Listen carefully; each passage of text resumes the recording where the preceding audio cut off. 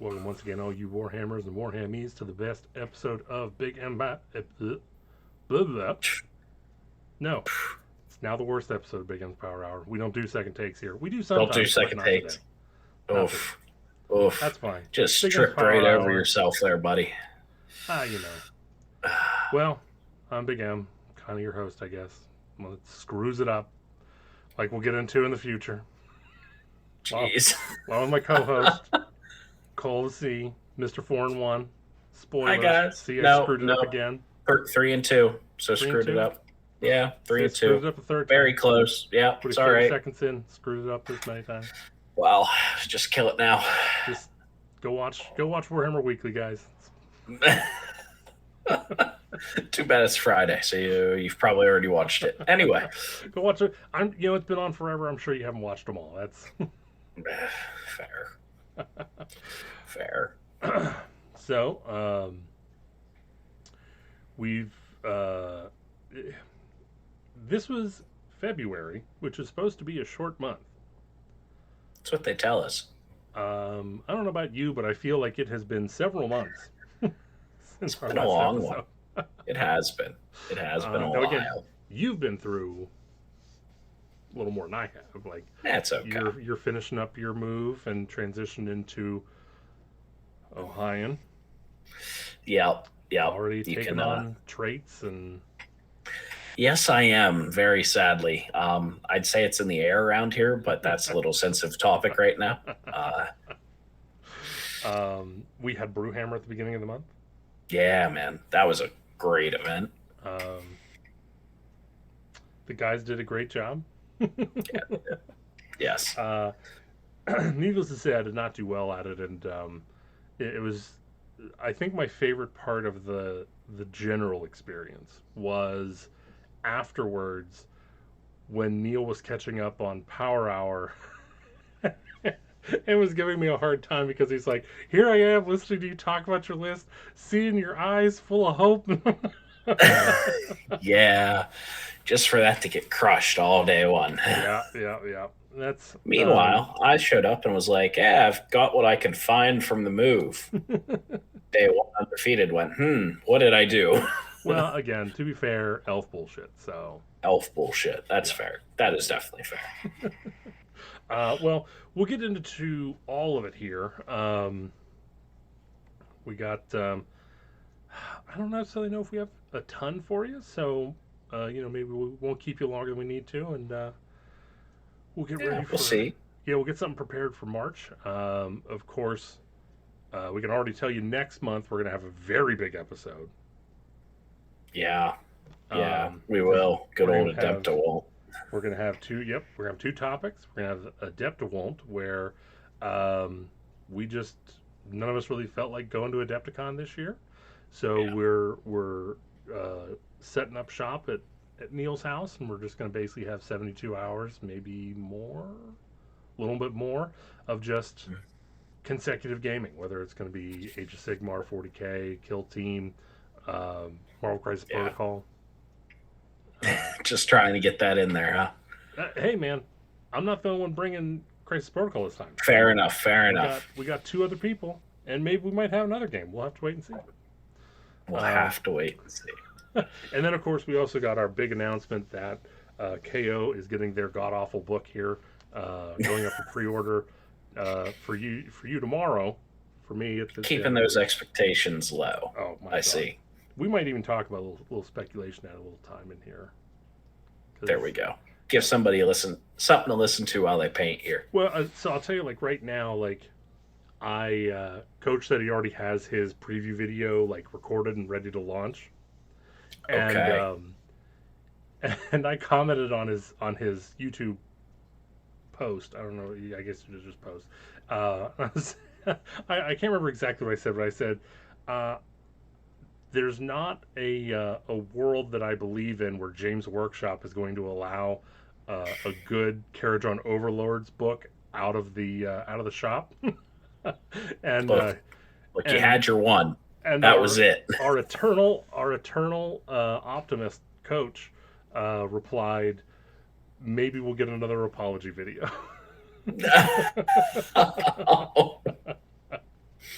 So Mm, mm. does not inspire confidence. That's You never know. You never know. um, Maybe they'll be apologizing because they made the army so broken that you only had 3 months to play with that book because they had to just emergency stop the yeah. train.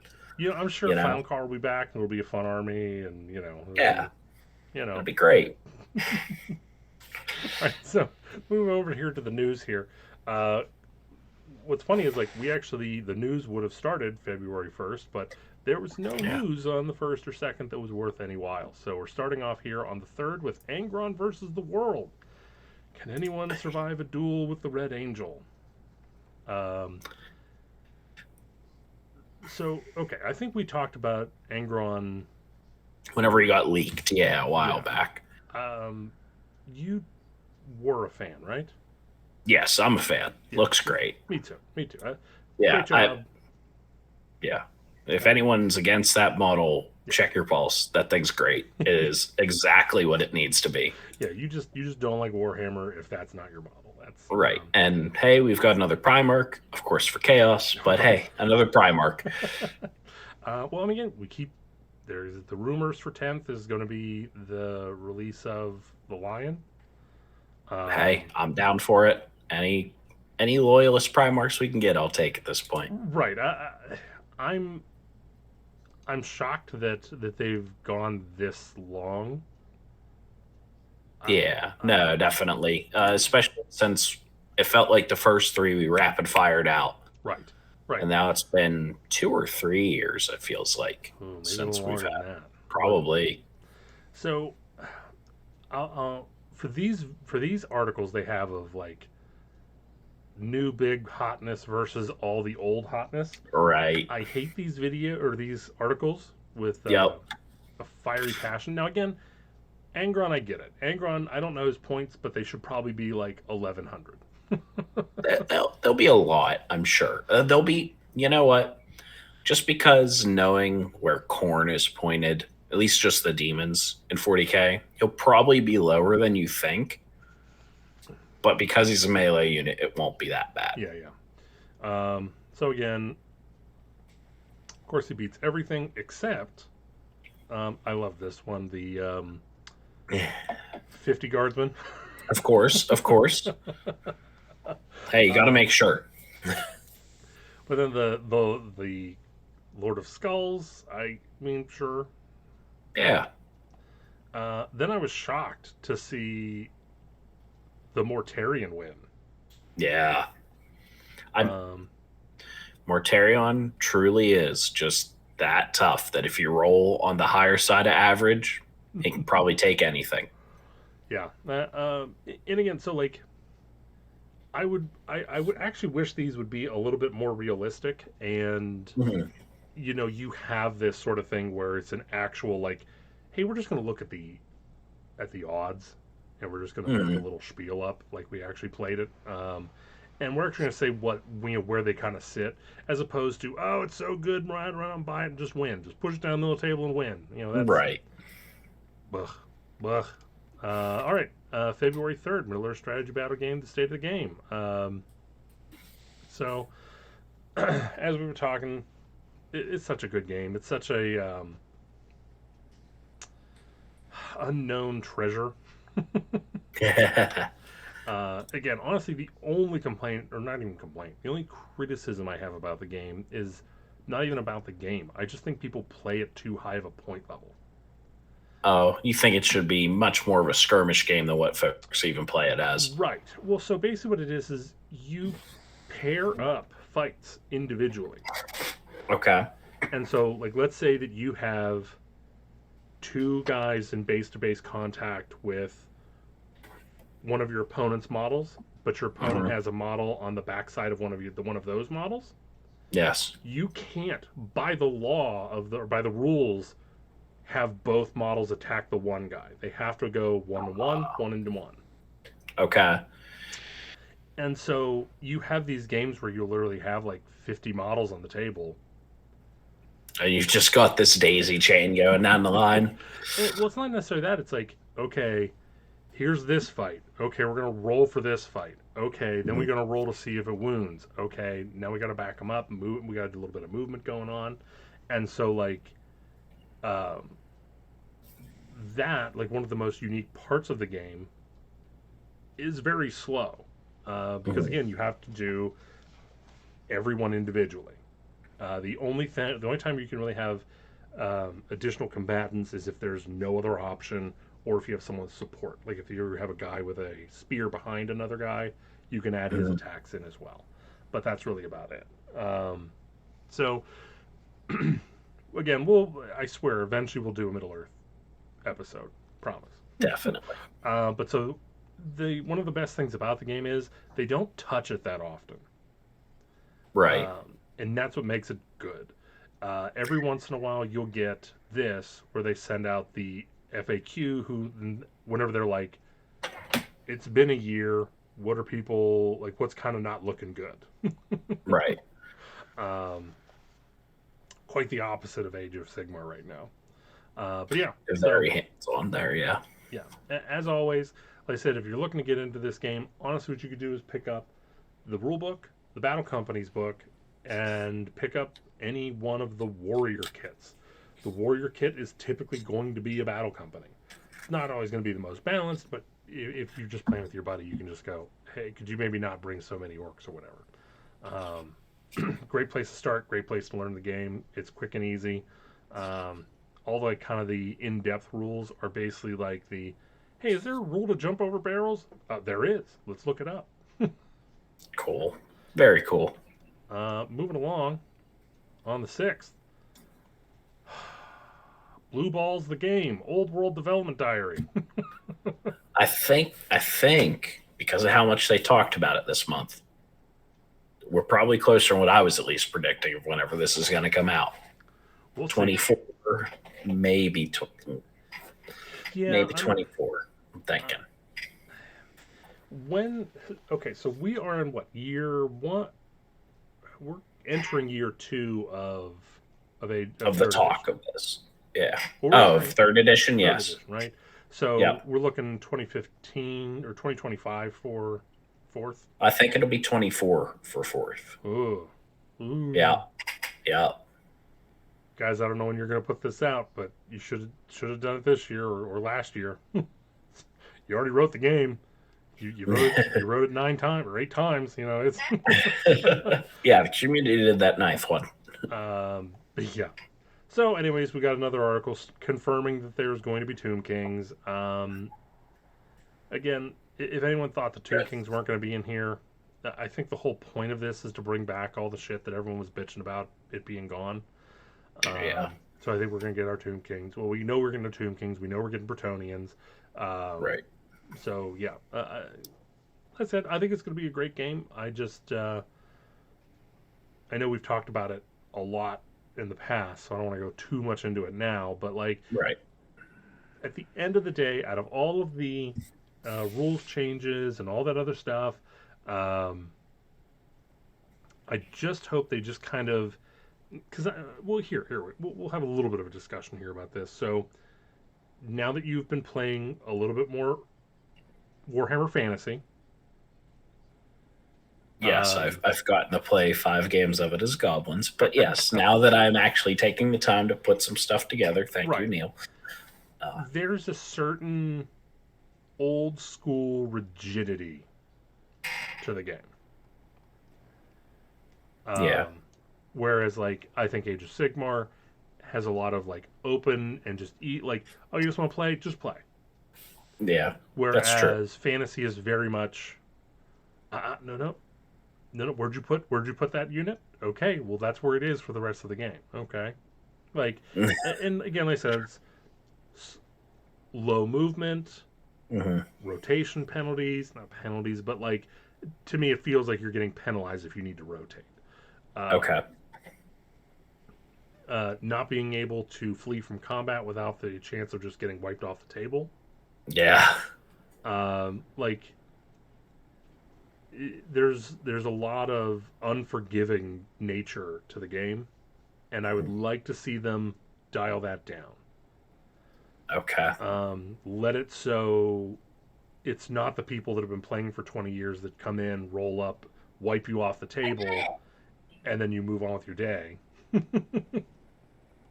I would like to see it be a little bit more even-handed, and then also maybe let's tone down ogres a little bit, huh? Ah, I don't know what you're talking about. Eventually, someone will figure it out. All right. Also on February 6th, let cosmic power flow through your Seraphon with the Saurus Astrolith bearers. Ooh. Boom. Got I'm it out. pretty sure this was multiple rumor engines. Yeah, I believe it was. I cannot remember which ones in particular, but I yeah, know I the believe ball it in the was. middle. Yeah. I think the face. Oh, that mask. Yeah, pieces of it at least. Yeah. Like I said, there's there's a couple of things that could be. I didn't go back and look at every single individual one, so Right. um, but I gotta say, man, they're looking real good. Yeah, it is. Yeah, it is. This uh, well, here we'll get into this as well here. So, um, there were two separate times where I tried to start a Lizardman army, a Seraphon army, Okay. and that is whenever the General's Handbook came out and dwarves weren't so good, and Okay. then when they're I want to say the second edition Battletome came out, there was two armies. So basically, I was torn between these guys or Lumineth, Oh, okay. and I decided to go Lumineth. We know how that turned out. Right. Um, and so Chuck, being cheeky at our time at Brewhammer, I think he was quoting someone or making a joke about something someone else said, where um, you know if you uh, I'm trying to remember how he put it. So it was basically like, if you want to win, you play the top table armies. Right. Um, Yeah. if you want to, I think it was like he's like, you have to choose between the armies you like or the armies that'll win. Like, and I'm basically at the point where I just want to win at this point. Like, I just want to start smashing face. You're I'm, done with this I'm stuff tired you of enjoy. like, yeah, exactly. It's because like the issue that I'm having now, like I go to the bottom tables and I Mhm. feel bad for my opponent. I get to the middle tables and I feel bad for myself. Right. Right. um, it's so hard for me to find a um, a match. Like it's either I'm way out of my league or I'm too honed in. Right. Like, and so, like I said, I think if Lizardmen come out and they keep looking good like this, and it's possible to run like something that's not 100 skinks. I'm thinking there will be. Yeah, who knows? We'll see. Like I said, I'm not committing to anything at this point in time, but I'm loving the way these models are looking. One of my biggest complaints about the line was just how bad like the Source Guard were looking, I and mean, yeah, it's all dated. I yeah, agree. and on top of that, I also discovered that the where is it? The Croxodon blue from Contrast is like one of my Yeah. favorite colors. So it's amazing. There you go. Even more of a reason. Yeah. So who knows? We'll see. We'll see. This is Yeah. this is hella awesome, man. I'm just loving everything that they're showing from it. Agreed. Okay, so moving along to February 7th, is it Arbites or Arbites? How to pronounce the trickiest Warhammer worlds according to the experts. So people calling them Arbites was Mhm. like driving a nail through my molars. Like, Yeah. so I'm gonna let everyone in on a little secret. Okay, so a lot of the words from the Imperium based off Latin. I know, Hmm. I know they didn't come up with this whole thing. Surprising. It's actually a thing that already exists, and so Strange. Latin did not do the English thing where we have a hard vowel sound and a soft vowel sound if there's an E after a consonant. No. You pronounce them all. So it's Arbites. Just like it's a Stardays, not A starts. Nope. It's not A starts. Fair enough. I've always said it Arbides anyway. Right. It's Right. It's the civilized way. well, that's the way I was And then shown how. I thought there was more images in this article, but there aren't. No, it's the other one on the 7th there. And I don't think I have it. No, I don't have it pulled up, so I'm not going to pull it up. They did. We got the Arbites came out. Yeah. Unfortunately, they're trapped in that box, but hopefully in a year or so they'll come out individually. Um, that's what I was hoping for Necromunda, but I just will continue to not play Necromunda. Yeah, I was surprised it actually wasn't a faction in Necromunda. Maybe they eventually just are like, hey, here's some rules so you can use them there too. But Well, so here's the thing: is like, so I was working at the Warhammer store whenever the Paladors. couldn't tell you honestly. So Probably. basically there is like a little cop force that Mhm. came out for Necromunda, and Oh, okay. those are essentially, I think it's like Paladors or something along those lines. They're essentially the underlings to the Arbites. Well, then we definitely need the Arbites. Right. Well, so basically, I think that all that means is, hey, look, Arbites are too high of a power level, just like you're never going to Right. get a Space Marine in there.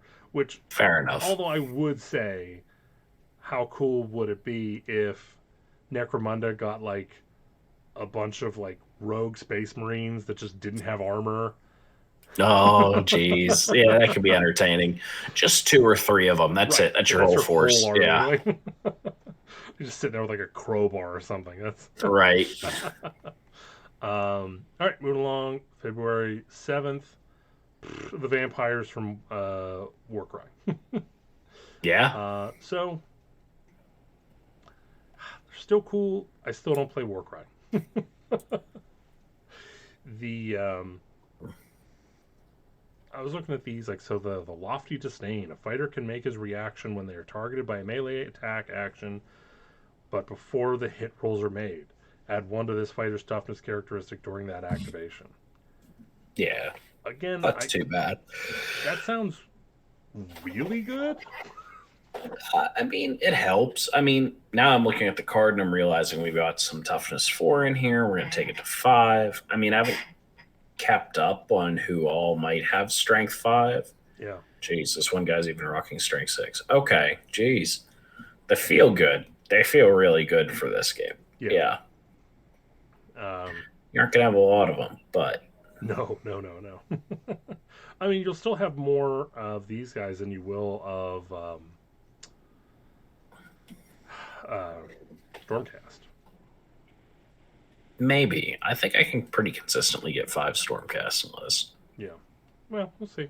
Like I said, if you like Warcry, here you go. Yeah. Definitely. And to the matching one, the Karanak Corn guys. Yeah. Their reaction: a fighter can make this reaction after a visible enemy fighter within 1 inch of them makes a disengage action. Until the end of the battle round, add 1 to the attack characteristic of melee attack actions made by friendly fighters that target that enemy. I don't. I think this, if there was high level Warcry play, I would say this is good. Right. But I honestly don't know. Oh, yeah. Right. Since that doesn't really exist, I'm going to assume that most players don't disengage that often, especially because there's only, what, 4 rounds? 3 4 rounds. 4. Yeah. So it's unlikely, but it is definitely something that would happen near the end of a game whenever you need to hurry up and jump on objectives, right? All I know is I don't want to spend a quarter of my game running away. Right. Yes. Which, again, is also, like, part of the issue that I have with Warcry as a whole. I mean, I'm no game writer, but I would have, especially with how quick the turns go, I would have said, like, let's make it 7 rounds or something, so you actually can have some movement and like pump up the wounds a little bit on these guys. Right. Yeah, they do. I mean, a lot of things in this game die fast now. Right. But I also would have tried to figure out some sort of way of balance a little bit because, like, I'll tell you, like, whenever we played at LVO last year, yeah, yeah, Deep King got slapped around a little bit in that. Yeah, that was not a balanced match. no, it wasn't. Not even remotely. And I think I was down on points too. You might have been. I can't even remember anymore. I just remember getting slapped. All right, so moving right along here, February 9th, we got a Meta Watch from LVO, Yeah, which really, I don't think it was a Meta Watch. I think it was just a list review. Yeah, pretty much. yeah, just a Yeah, list just review. here's what all we saw. So first place we saw Beasts. Yeah, Again, this no, was great guy. this prior? Do you remember if this was before or after the new rules? Let me see if I can tell from points at all. I believe this was nah, this should have been all before the Okay. it would have been after the book, but before the newest rule book would have come out. Okay. Yeah. The So, newest General's Handbook. which again, like it's so funny. Like, you're hearing a lot of grumble groaning from Beast players, which I totally get, with just the change of play style and the change of the way the book is running. But the results you're getting from those games, Yeah, no, I think the book's in a great place now. It's been in a good place ever since the changeover from the White Dwarf, and I think it's just getting a little bit better. You just can't be running certain things anymore. That's all. right? Second place, we actually got Iron Jaws. Yeah, he's a very good player, Nicholas Walters. So he knows what the heck he's doing. He's got the move there. That army is tough to move because of how many wounds are actually there. And even if you do 10 wounds, there's still a lot of force coming in at you afterwards. Yeah, I mean it's hard to deny the power of Gorgruntas. Yep. I mean, it's just Yep. it's a lot. It is. It is. Especially whenever you get them up to 6. That's an interesting, like, to me that would be a hard choice to put them up to 6 because then you have to worry about Coherency. right. I think I've during Brewhammer, I actually got to fight against Mike, who was running 2 groups of 6, and those guys do a very good job of making sure they keep coherency. Maybe they'll lose a single boar, but that'll be all they're losing on the attacks. And the moment that, say, I shoot one on the charge in, cool, now they don't have to worry about it anymore. And of course, not to be outdone by his brother, Caleb got in third with Zinch. I'll tell you, like, the army just looks so strong, but I just don't see anyone playing it. No, I agree. I feel like Zinch should be up higher more often. It's weird. The addition of a Conspine Incarnate here as well is not something I expected, but I mean, the extra +1 to cast, why not? Unnecessary. Unnecessary. I love all, like, just, sure, we'll take a little bit of every single endless spell in here as well. Right. It had to have been a fun one to play. Like I said, I mean, the thing I really like about this list, I'm sure he probably summoned them in, but there's no pink orders. You know, he showed that, like, look what I'm able to do without taking the cheapy stuff. I mean, of course, he has a card spine, yeah, the Incarnate, but yeah, they got summoned in plenty. I'm sure. I'm sure there were still at the end of that game 25 pinks, at least what started as 25 pinks sitting there. Right, but at the end of the day, when was the last time you saw the friggin' Acolytes on the table? Not too terribly often, honestly. Yeah. And I think the Acolytes, honestly, I think they're worth their time to have a look at them. Yeah. I don't remember what they were. I don't know if it's just wisdom that comes with age, but I remember reading them before and, like, just kind of going, I don't see what's here. And then whenever the new book came out, I was like, yeah, these aren't too bad. Right. So I said, who knows? That might be another choice. maybe I'll be between Zinch Got a and pick, Wizard yeah. People, huh? What do you think? Go for it. Okay, and then again, we get our annual Bitch Fest here, February 9th, pricing update. Ah, yeah, that one seemed to come a little earlier this year. Much Yeah, more it's normally used in March. to, yeah, They normally make the announcement in March. I think they said they. right. The price increase doesn't come till later. Yeah, What's changing? Plastic miniatures. yeah, yeah. Like, nobody was gonna be happy about this, and we get you got to tell us, but Here's the thing. eh, Again, I've been talking about Conquest a lot.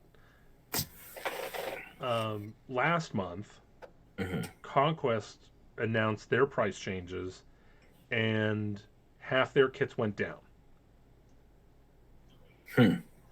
because Now, is that because they're becoming a larger company and thus they're getting charged less for print runs? Is that what it is? maybe. But so one of the things that they do is whenever a kit first comes out, and this is Hmm. actually funny. I think we've actually had this discussion about GW should do it this way, which kind of becomes the common phrase whenever you talk about the differences between the two companies.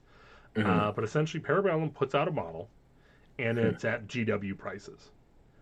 And Okay. essentially, like after a while, they pay off the amount that they paid for For the the mold or the whatever. mold, Yeah. and then they reduce the price. Hmm. Um, Interesting. yeah, like I said, I mean, if you go to the website and look, you can tell what came out just now and what's been out for a little bit because there's a big price disparity. Sometimes you'll look at something and it'll be like $70, and then you'll look at something that looks identical and it'll be 35. The Right. reason is because that other kit's older and they paid off the mold. Yeah. Now again, there were a couple models that did go up because of the amount of Oh, plastic that was needed, and it yeah, like I said, there's no excuse for any of this. They do not need to change these. These are so overpriced as it is. Um, you know, yeah. There was no way they weren't making a good margin on all of these to start with. right, We all know they have been because they up this price every single year, whether right, we pretend they do or don't.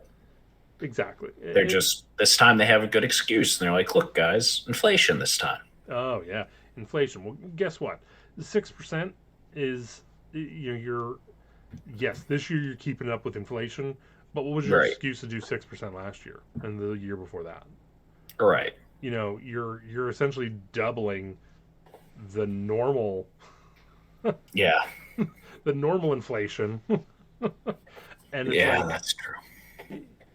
well, you're clearly not putting all your money into you know Warhammer Plus animations. We know the money's Yeah. not going there.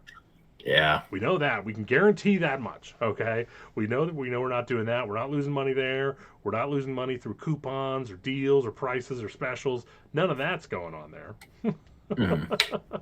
um, and then again, I remember back whenever they first started coming out and like they were trying to be buddy buddy with everybody, and they came out with the start collecting sets, and they're like, well, we really want to make sure that we pay our sculptors a living wage. And now they've been around long enough that their sculptors have like cycled out, and Right. the sculptors that were there going, they didn't pay us well. What are they talking about? Yeah. Yeah. So you're No, not paying anyone the well. the pay rate at GW is well known, and it's not Right. good. Right. So you're not paying people well. You're not you're not. I don't know where this money's going other than in James Workshop's pocket. That's it. I mean, that's probably it. I mean, and again, don't get me wrong. I'm all for profit. Right. A business needs to make money. That's Right. what they're for That's not what I'm at the end saying. of the day. But also at the end of the day, there's also a world where if you lower prices, people buy more.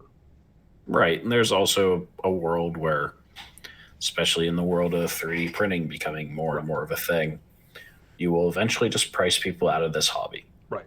So I don't think we've hit that yet, I think we're but getting rapidly close yes, to we're it. getting, yeah, especially with what's going on in the world right now. there's probably some folks who are going to have to put the game down for a few years. Right. I mean, This it's isn't just helping. it's just dumb. Well, I'll tell you, if I ever go to a friendly local game store Mm, and I see a 100% proxied 3D printed army, I'm not going to say two words about it other than, "Hey, that's cool." yeah, sometimes, I mean, I've gotten to play, I think it was at NashCon against a fully 3D printed army. There's some good looking stuff out there Yeah, people can print, and people have made awesome files. yeah. Check with your TO, basically. And I love spray paints are going up. The spray paints Are ridiculous. are Like, I get that they're, insane. yeah, I mean, here's the thing: is like you can go and buy Vallejo primer mhm, or AK Interactive primer for less at a right. higher quality product. So I don't know There, what. if you're wondering what you should do about your primer, everyone, there Right. you go. Just yeah. Look, I mean, yes. Just again, we brought it up last year, and it's kind of been like the creed and motto of the show. If you don't Right, need it, don't buy it. Like this is, right, we need to lower the amount that we buy and let them know, hey, look, I was thinking about starting this new army. right. Yeah, and But that's half my problem is whenever I go for a new army, I go whole hog. I'm buying my full 2K at one shot. right, And boy, there are some times I just look at that and I'm like, I'm not doing that to myself right now. right, exactly. I mean, that's the whole thing is like, I'm talking about Seraphon, but at the end of the day, Right, this time of year or this time next year, whenever they go price increases again, I might right. be a conquest player that dabbles in AOS. Yeah. I mean, This, there's too many good games mhm, to get tied up on this stuff. Like, oh, okay, I'll bring my Giants and I'll lose and I'll just have a good time with you guys, but then I'll go to my game store in the weekend and play the real game. Like, I hear you. and it's a shame because I said they're a cornerstone of the hobby, and I would just like to have better representatives of the hobby, Mm, and I don't think they're doing that. But let's shift the mood a little bit here. We'll go yeah, back get a into little pro happier. consumerism. Of course. February 13th. 13th only bad day, but not this 13th. Code Rights are the ultimate rules lawyer who weaponize their Karajon code for power and profit in the new Battletome. There we go. Um, so first off, we'll go with the pros. Hmm. Awesome cover. Yes. Awesome brand new art. Yep. Awesome model. Oh, yeah. And all the memes about him being a 40K player. Love No, him. absolutely. It's I mean, great. this is every 6th edition player I've ever known. Seventh. Seventh was terrible. Oh, I know. Apparently, this is what it's like right now if you're playing 40K. So this is awesome. This is hilarious. I love the everything about it. Yeah.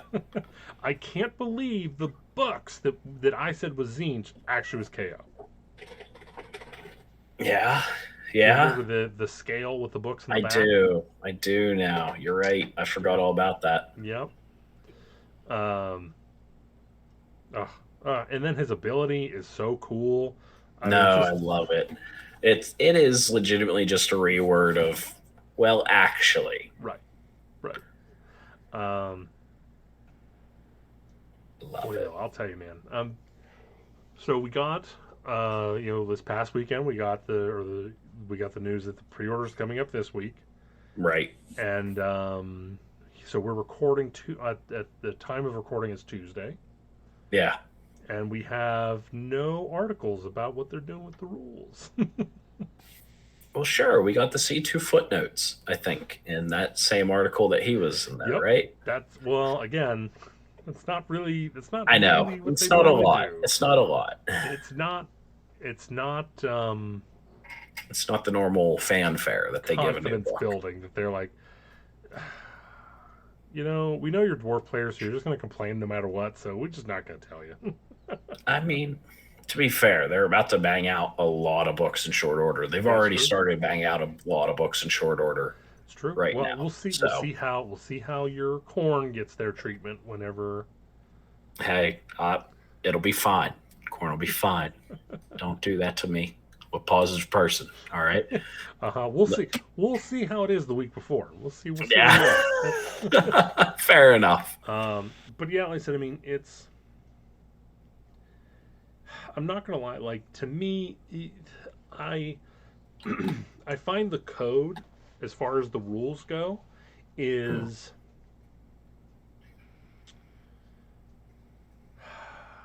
um, I don't know. I think it's in an awkward space.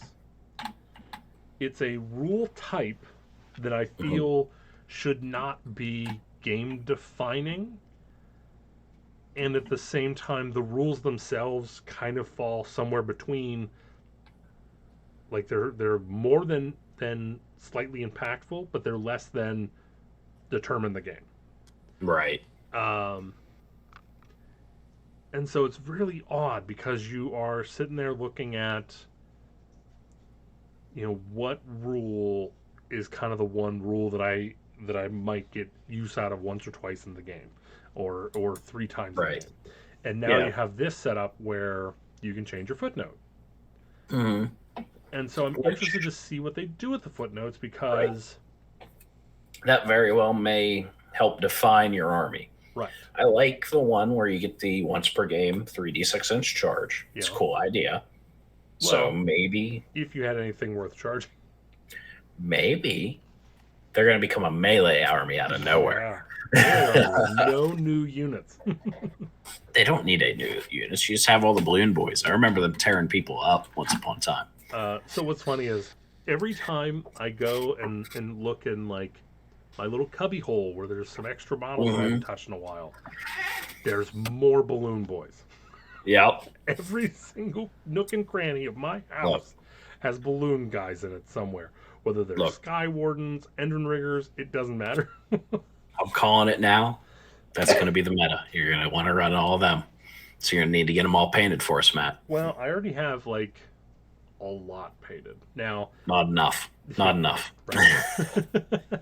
Well, the problem is they're probably going to make them, if they make them okay, the points are going through the roof. It's going to feel like every army feels right now, where you stop at the end of this building and go, if I just had one more unit. Yeah. Well, again, maybe that's a good. That's where we all should be. If they can get that figured out, it's good. I mean, that's Deep Kingdom feeling slightly less like that right now, but they're getting us there. Yeah. Well, who knows? Like I said, I mean, I don't know. I don't know. Like I said, it's just the army just feels in like since the time it was released, it's always felt incomplete. I Hmm. mean, I don't know if you remember, but like when the army came out, anyone that talked about the army outside of GW, like if you're looking at like a Goonhammer or something like that, it's always we'll see where the army sits when the second half releases. Right. And now we've been there for like 5 years. It's definitely not coming. Yeah. Right, right. So I don't know. I don't know. I don't know. I hear you. I mean, my hopes are fourth edition, um, just because. Sorry to keep hammering this drum, everybody, but Oathbreakers have to be around the corner. They're in too many stories. Um, I, I know you're a hopeful man, but oh yes, very hopeful. I'm just saying, G, if just you for this, you are at least. But the problem GW's is been they up to. keep bringing them up, and they keep are doing more and more important things. Fair enough. So we'll see. I think, I think whenever um, Cities of Sigmar comes out, or the Right. Dawnbreaker Crusade, or whatever they're going to call it, um, I think reading that book, reading the lore in there, will be a definitive guide of whether they're coming out or not. Okay. Now, if slash when they become a Warcry warband, very upset, I assume. Yeah, yeah. I think it'd be pretty. I'd be spitting mad at that point because then that, I Yeah, know that means yeah, they're never coming out. right, exactly. That'd be the end of it, right? But like I said, I mean, I think so. In the Fire Slayer Battletome, Mhm. there's a story um, in there about Grugny essentially getting all of the different dwarf factions together. Right, And like even he himself was like, this is not going to work. right. This is not how this is My going to the happen. only like the goal here is to get him to drink. um, If nobody's dead at the end of the night, we've succeeded. right. So and it was actually and the meeting was actually fruitful. Like they all got Mhm. drunk and one of the rune masters let it slip why they're so obsessed with getting Urgold. Oh, Because apparently like that's like a big like that's like a it's a big secret what they right. do with it. I mean, Yeah. essentially, the Urgold secret for them is essentially like the fallen secret for Dark Angels. Okay. Okay. It's near the same level, and so like that was a big like oh. But the one thing that was cool is all the other dwarves are like, "That's awesome. We have to help you." Yeah. There we um, go. so with that being said, Hmm. that sets up the future for there being a combined book at some point. Um, which honestly, at this point, just do it. Just like I was more along the lines. I just kind of wanted to see Dispossessed kind of fizzle, and you get Right. that combined culture, the combined culture in KO. Right. Um, but honestly, at this point, if they are going to release the Oathbreakers, um, there's no way they're going to. Here's a full new Chaos Dwarf line. Then we're Mhm. going to update your KO line, and we're going to update your Fire Slayer line. Right. That ain't happening. Now, I would say it would make logical sense for them to do here is Chaos Dwarves, and hey, we're going to update KO as well. Because again, I think you could probably make KO a pretty round army with 3 units. Like I'm not asking for any Yeah. new models, like no new sculpts. I'm not talking about that, but a, basically an updated Ironbreaker, Hmm. maybe a ground vehicle, Okay. and maybe an artillery piece. I'm with you everywhere with the artillery piece because I feel like the argument is, what the hell does the boat do then? Well, again, I think the boat is honestly this is one thing I think is very interesting about the army in itself because the boats are the main draw and the biggest problem of the army. Hmm. Because it's like, well, we have them, they're not going anywhere, Right. and they're kind of the reason why everyone. Bought into them. Yeah. Well, it's funny, like, so that's the reason why everyone bought into them, but it's also the reason why the army is being held back. If you Yeah, in made a those way. boats a little bit better, you're going to see them shoot up in, um, shoot up, Yeah. go up drastically in the ratings, because right now, like, if you bring like a couple frigates, they're so underwhelming and so disappointing. Hmm. Just because there's like a certain point where the added armory into the um, big boat, Oh, the yeah. ironclad, it's funny like because it really is just a couple more shots and just a couple extra rules. It's not a huge Jump. improvement. Yeah, Yeah. but it just tips over to the point where if you don't go with an ironclad, you're just giving yourself a hard time. Um, Okay. but the problem is like if you put if you put models in there to shoot, um, you don't have room. You can either reinforce, or you can put heroes in it. Okay.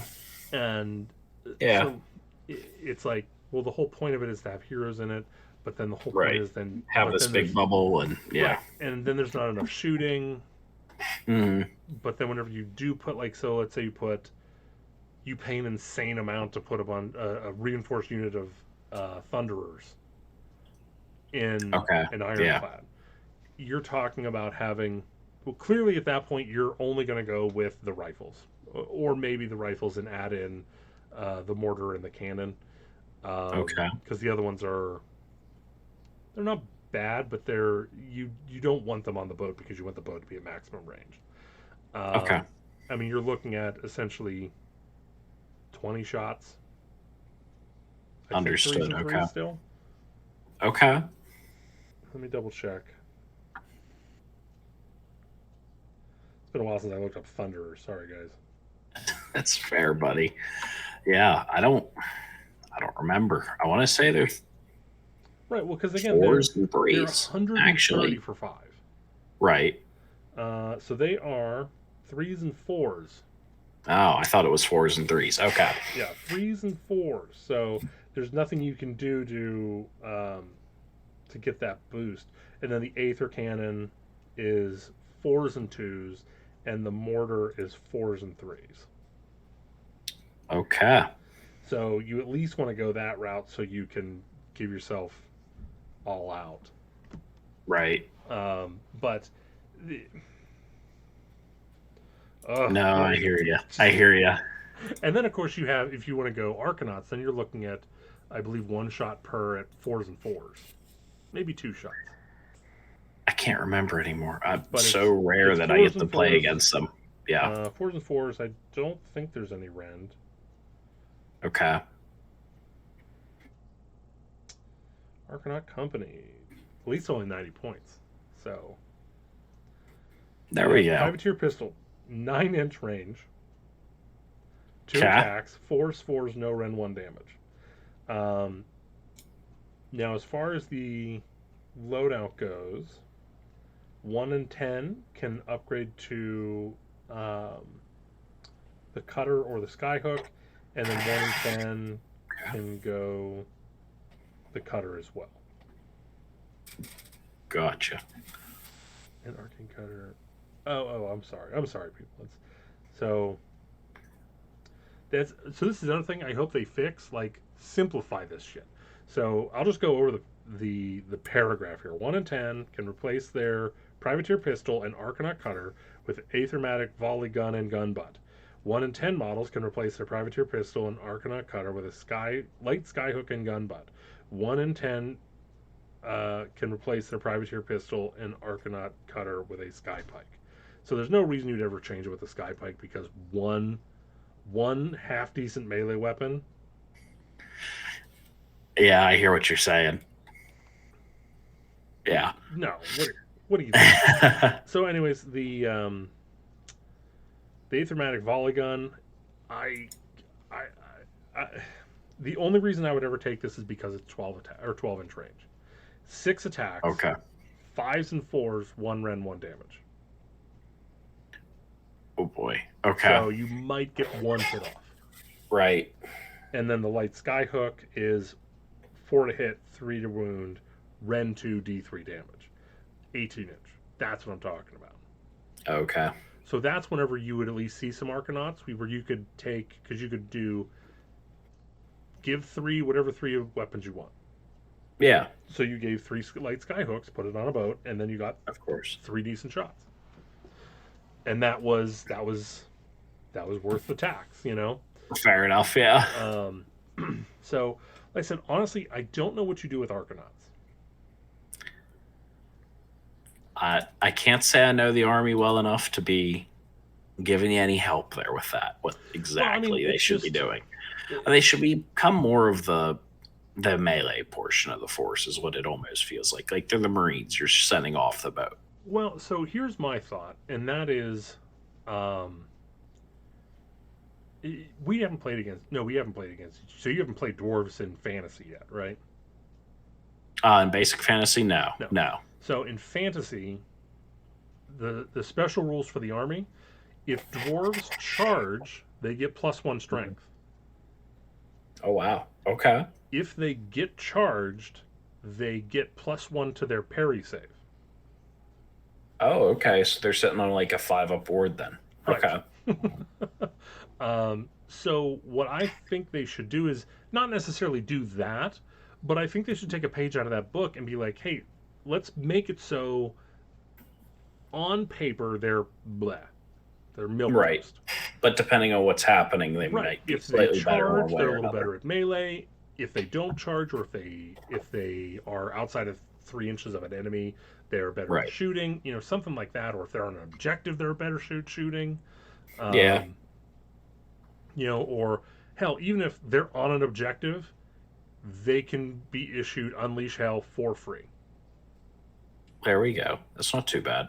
I mean, it's just something. You have to give them something to like, because the damage isn't there, the staying power isn't there, Right. movement's not there. There's just like it's very blah. And it's kind of Right. like that's kind of like every unit in the army.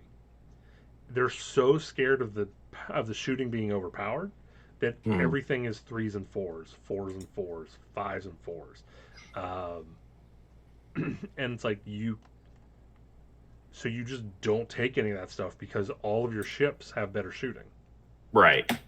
Why would you not just take the boats at that point, right? Right. Exactly. And so, like I said, I mean, honestly, what's funny. So I have the picture of the image of the Caradron code footnotes where they have the both of them on there. Like Right. this is what I want. Like I want my boats in my back supporting, Right. and I want dwarfs on the table. Yeah. Dwarves not in boat, in on the foot, Right. just doing something. Right. Yeah. And like I said, I mean, it is what it is. Yeah. People that are playing it religiously are doing well, so I can't say too much about it. Right. There's a difference between, in my mind, and I could be wrong here, I might be just asking too much. I think there's a difference between being able to win and being able to have a good game. Yeah. Um, Again, like, so I don't mean to call him out specifically because I did have fun, but the Uh-huh. list, playing against the list, was no fun. But it was the Okay. last time I went to NashCon, and it was Oh, okay. it was your buddy that brought 2 turtles and Gotrek. Oh, okay. Yeah. John. Yep. That they're like That was meant to crush people's faces. exactly, Yep. exactly it was, but like it, he was able to win with that Yeah. easily. And again, what I think is funny is like John is such a capable and competent player that he Yeah. could probably have done what you did, pull stuff out of a closet and played it so well that he still. Oh, no, he definitely can. Yeah, I Um, agree. and again, like I said, I am not besmirching him in any way, shape, or form. That's a tournament. Right. You bring the hard stuff. Yeah, exactly. That's what we all signed up for. Exactly. And so, like I said, Yeah. I'm not trying to be insulting. I'm just trying to make a point here where it's Right. like there's very few tables where your opponent is going to be able to have a fun time losing. Yeah, no, that it's a difficult thing to do, especially Right. whenever you're capable of just being done with it, not Right. making it much of a game. Right. Yeah. And so that's kind of the only way KO works is if you're Mhm. not dominating, you're losing. That's fair. Yeah, if your shooting doesn't just kind of stop them flat before they ever touch you. Right. Yeah. Right. It's like, okay, well, I'm finally about ready to get into you, and like, away. Oh, come on. Yeah, fair enough. That's good. It's a good So- way of putting it. Like I said, I mean, I just want to be able to put. Essentially, what I want is, I want them to be an upper mid table army, upper mid tier, or not super great. I don't want to. I want to be able to put my table or put this army on the table without Mhm. my opponent going, ugh, Right. Yeah. and I still have a chance of winning. Okay. And I don't see that with the current unit lineup. Right. Okay. So, I see what you're saying. So we'll see. We'll see. I honestly, probably for the best. I have no expectations for this. I don't think it's going to be great. I might put 2,000 points together, maybe if I have it, or if I have to buy Okay. like one box of something, maybe. but Mhm. I'm not going to be putting like hundreds of dollars into this army. And um, if I can't play it, I can't play it. That's all there is to it. But I think Fair. fourth edition will be their time. Okay. All right, moving along. February 15th, Regiments Renown. Let your Warhammer Age of Sigmar army hire mercenaries with powerful abilities, aka Mercenaries 2.0. Didn't know they were Yeah. gone, but now they're back. Hey, they were gone, but they're back. I don't. I don't know how I feel about this either. They have their own unified deal, so that's I cool. Set up pretty kind of close, which makes sense because they're all trying to keep together. Some of their things, like their heroes in there, are pretty much named heroes. They have their own abilities and things like that. Will they be taken? There will be a few competitive players who see something in here I'm not going to see easily, and there will be one regiment that gets taken kind of often, yeah, I will and that's say probably what's going to happen. this dispossessed unit. Yeah, Woof. yeah, Once per battle yeah. in your hero phase, you can pick one objective within 6 inches of the Rune Lord in this regiment round and say Norgrim will strike the rune of restored hearth. If you do so for the rest of the battle, once per battle for the rest of the battle. Yes. Models in this regiment now count as 2 models for the purpose of contesting that objective, and their unit has a ward of 5 up while they are contesting that objective. Now, first off, that sounds like Right. a rule that I would make up that people tell me that I got to tone down. Well, it also sounds like exactly what you were asking for them to do with essentially the dispossessed Right. earlier to help dwarves out. Yeah. Right, exactly. I mean, Is you're on an objective, get more defensive. Yeah. Exactly. And that wasn't planned, by the way. Right. Yeah, I don't know. Like, I think this is just going to be another incarnate thing where it's like they're either going to be too good and everyone's going to take them, or they're not going to be good enough and no one's going to bother. Yep. Pretty much. However, I have to say, the orc one, the Cruel Boys with the bows, Yeah. Interested. that's I don't know how they're going to balance that because that, like, they literally were like, okay, let's take the one thing that really hit home with the Cruel Boys and give it to Right. any other destruction army. Yeah, it'll be very interesting because I don't think the big bow gets taken a whole lot, but I think the small ones, if you're playing Crew Boys, I believe the list is pretty much just take a big unit of 9 of these, maybe even 2 of them, and just see if you shoot your opponent off before they ever get close enough to you. And then the So, other one that was it's a interesting. surprise to me was the Gossamed archers, Um, the Seraphon, or Sylvaneth, you mean? Sylvaneth, You're okay. the S named army that is low. Yeah, the other.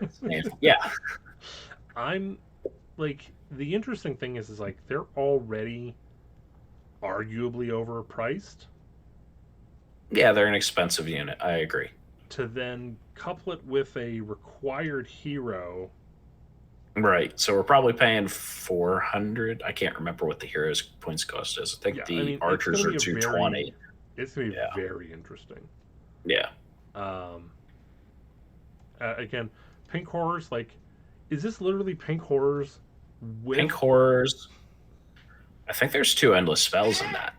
I'm seeing 3. So Oh, you're right. There might be. so if they get all, All 3 endless spells in a caster. Oof. what? Interesting. Very interesting. Yeah,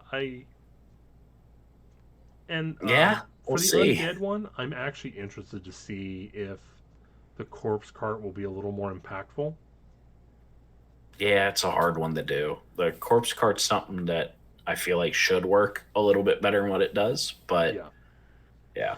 Well, I mean, I'm just shocked that like up until now the corpse cart has added zombies back to a zombie unit, Right.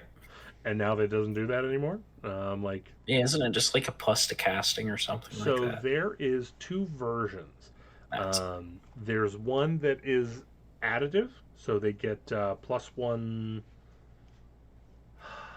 +1 to I can't remember if it's hit or wound. Probably that's hit. okay. +1 to hit and +1 to cast, and then the other one Mhm. is -1 to hit and -1 to cast. but they have to be Okay. so close because the area isn't that big. Um, Okay. it should probably be a little bigger to be more useful, but it is what it is. Right. So, like I said, honestly, like I have a feeling they're not going to price these competitively. Like if That's this, probably a fair guess. like let's say this, the dwarf box is probably gonna be $100. My guess. Ah, I certainly hope not. I wasn't even thinking about that, but you would hope they give all these the same price, and it's like $80 a pop, If 85. this was $80, I'm down. I'm buying another Yeah, one. no, But I like, think like make this a new style, start collecting, and just kind of put this oh, out that's there not a on the bad cheap idea. end, right? Honestly, it would be nice if they did a start collecting and this was like the second line of like the reinforcements. Yeah, that wouldn't Um, be a terrible idea either. but like, if you look at this retail, 10 dwarfs is 50 or sorry, more than $50 now, Yeah. and the hero is 35.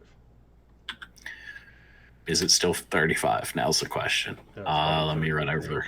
but Yeah, I was gonna say I'm gonna run over to go Games Workshop here real quick and have a look. probably the same price as 10 Sisters of Battle. um, Ugh. but Rune Lord's 27. oh, He's okay, he's still good, cheap. good, good. I mean, most of the cities of Sigmar army is currently on order.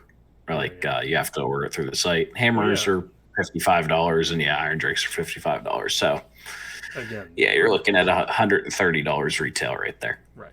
So it's probably gonna be $100, and then which isn't that big of a Sad. deal because you don't Sad. need that many rune lords.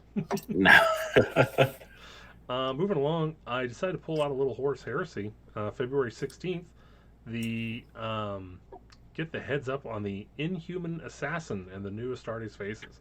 Um, Yeah.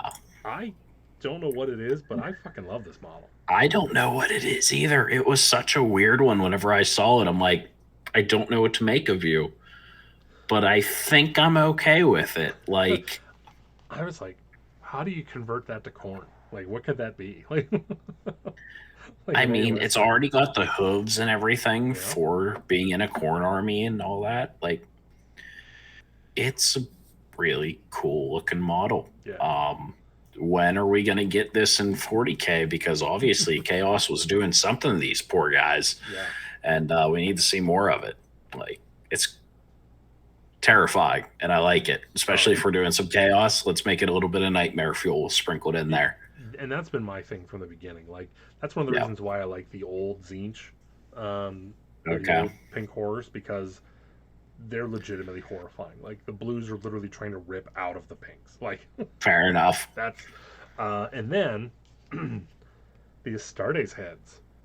Yeah. These are all amazing, top tier. If I was doing Yep. anything Space Marines, I would have several of these on hand at all times.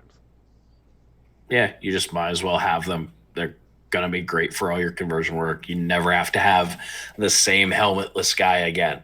Well, I mean, honestly, that's what I did with my Stormcast. I bought Yeah. each one of the character upgrade Oh, heads that's for right. them, and Yeah. so like they're sprinkled out through my entire Stormcast army, Hmm. and I love it. No, it looks um, great. again, Forge World. So if you can find someone that has maybe casted them once again for you, then maybe that might be the way to go. But don't buy it from Forge World. Don't do it. Move along. So we also February 20th we got our new Salamander. Yeah. Really cool looking. I love the look of it. Its shot is nowhere near as terrifying as it used to be, but still, So I mean, I look at it and I'm like, I looked at that and one term came to mind, and that was okay. mad bait. I look at that, I'm like, oh man, I just need to roll that 1-4 and it's all gravy from there. No, no, no. No, hey, actually, you ought to attack. You only need a 3. Yep, yep. And I'm sure there's probably something else you can do to. Guaranteed. This army has to have another way to add +1 to hit somewhere in it. Right. So Um, it'll be on 3s and 2s, one shot. Maybe it'll work real well. let's be honest, you just need to get one through, and it helps the rest of the melee portion of the army Right. so much because you're reducing their save. Oh, I like the idea of it. Right. Yeah, like I said, I mean, I'm really interested to see the full war scroll. I really want to see, like, can I Yeah, reinforce this? Is this right. 90 points? Like, Mhm. where It'll be is very interesting to see what it ends up being because I feel like this on its own, it's not going to be over 100 points. I don't feel like for just no, one of these. no. It shouldn't be. So sprinkling one or two of them throughout the army, or a unit of two, perhaps, might be the better way of going Right. about it. Just Absolutely. okay, we got our hit, we got our wound. Because again, like, Cool. Now send the this SARS in. if you hell, if you threw in just enough to get into the battalion where you can shoot heroes, Oh, that'd be very interesting. it Yeah. doesn't matter what they do because your opponent's going to be like, well, shit, you roll that 6, that guy's gone. Right. Because there's Yeah. like, oh, a Ren 2, is that all? Like, Right. Yeah. Yeah. like I said, I mean, It'll be very interesting. I'm excited to see. I love the new everything. sculpt because God did that model need it, Oh, yeah. but awesome work. Now, it was so funny. I was talking to Neil about this, and he pointed out the one thing that, like, I was thinking about as well. He's like, wow, that looks awesome with all that frill. Well, until I paint it, and then Isn't that the truth? Yeah. because The there's no people texture who on there. know how to paint that nice flat area Yeah, will all look at it and be like, wow, that is awesome. People like me, yeah, I wish. I wish. flesh tone. Yeah, man. All right, moving along here. Another one of gripe articles.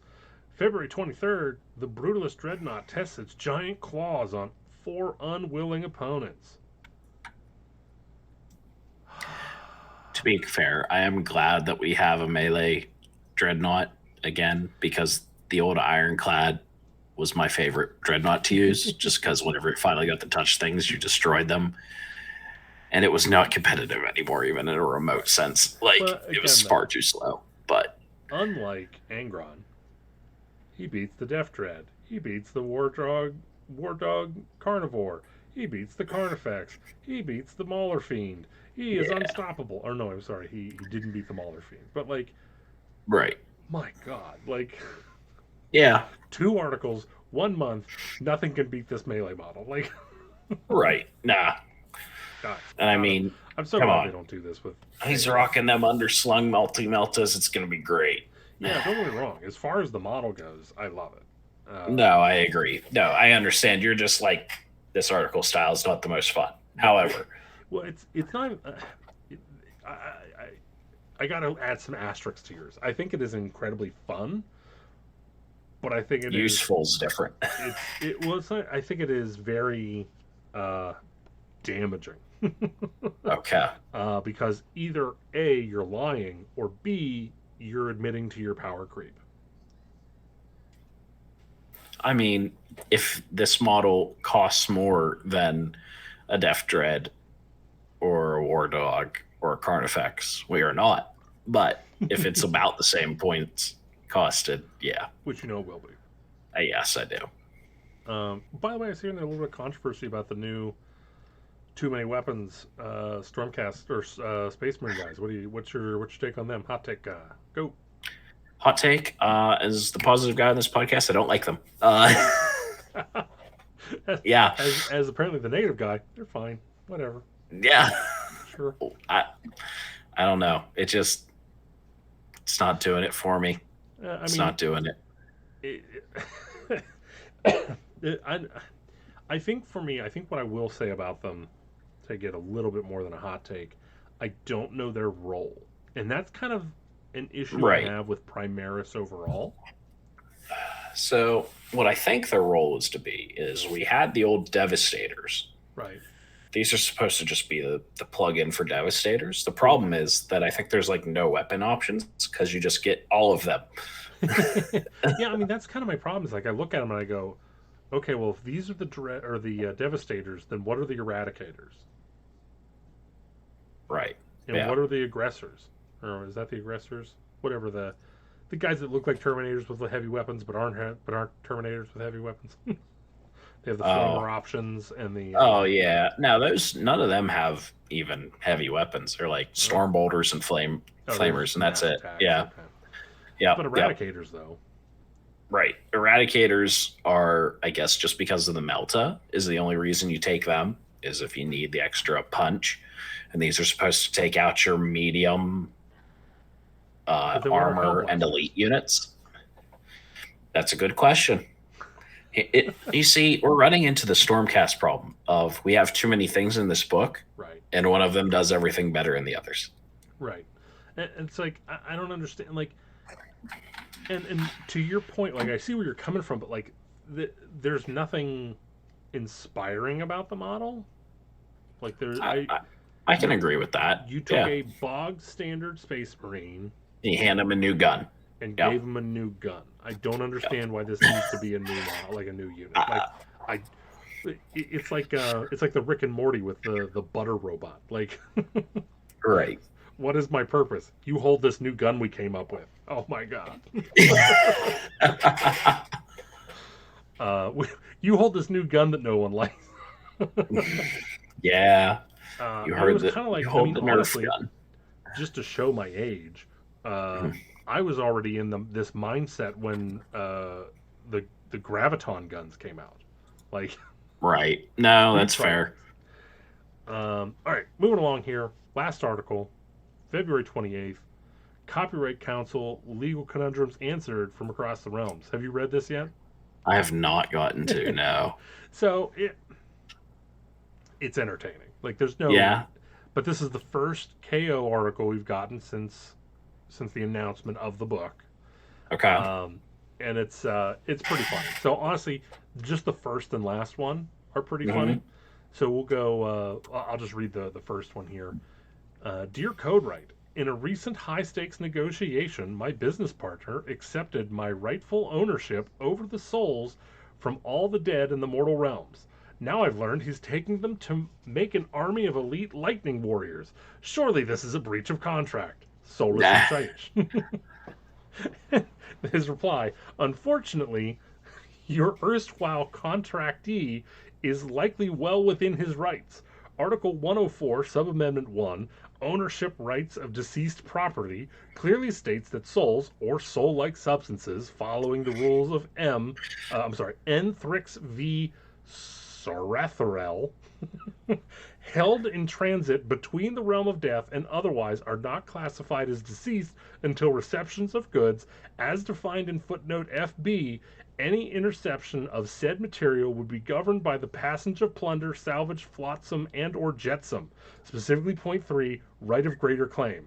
In layman's term, if you want these souls for yourself, you are within your rights to try and take them.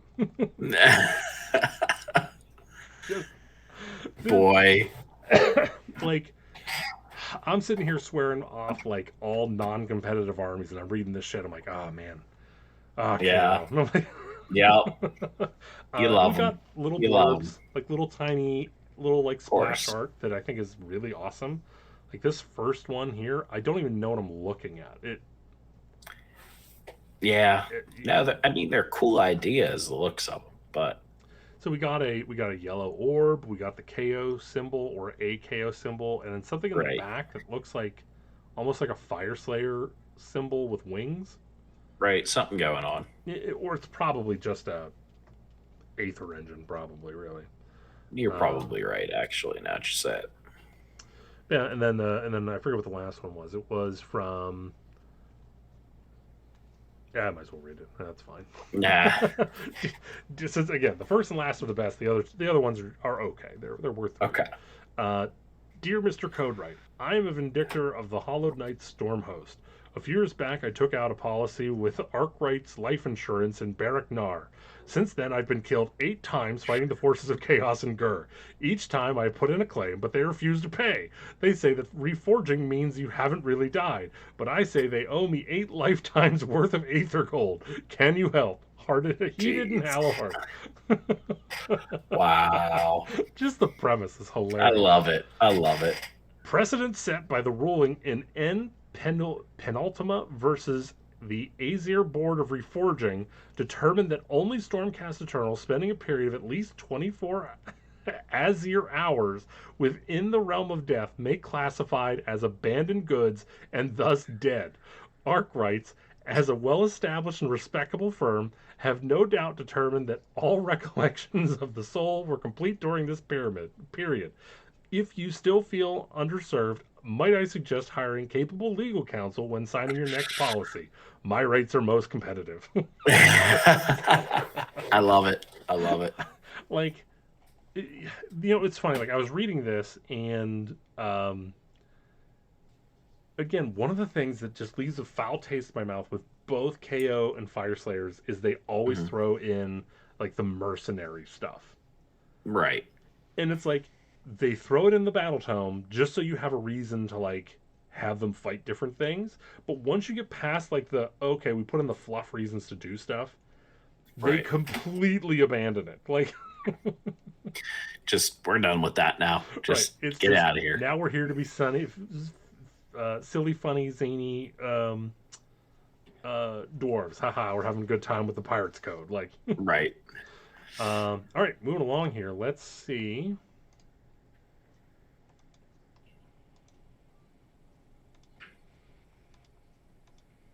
There we go. Over to the rumor engines. Palette cleanser here. So February 7th. Let me get her pulled up. I'm slacking today. We're probably going to fight on this one. I'm going to say... boy, it's hard to tell. Maybe a Lizard Man unit? Oh. Yeah, no, that's going to definitely be a Seraphon unit we'll see here in the coming days. Now that I have it pulled up, yeah, big fight over that. Yeah. All right, so Valentine's Day. Yeah.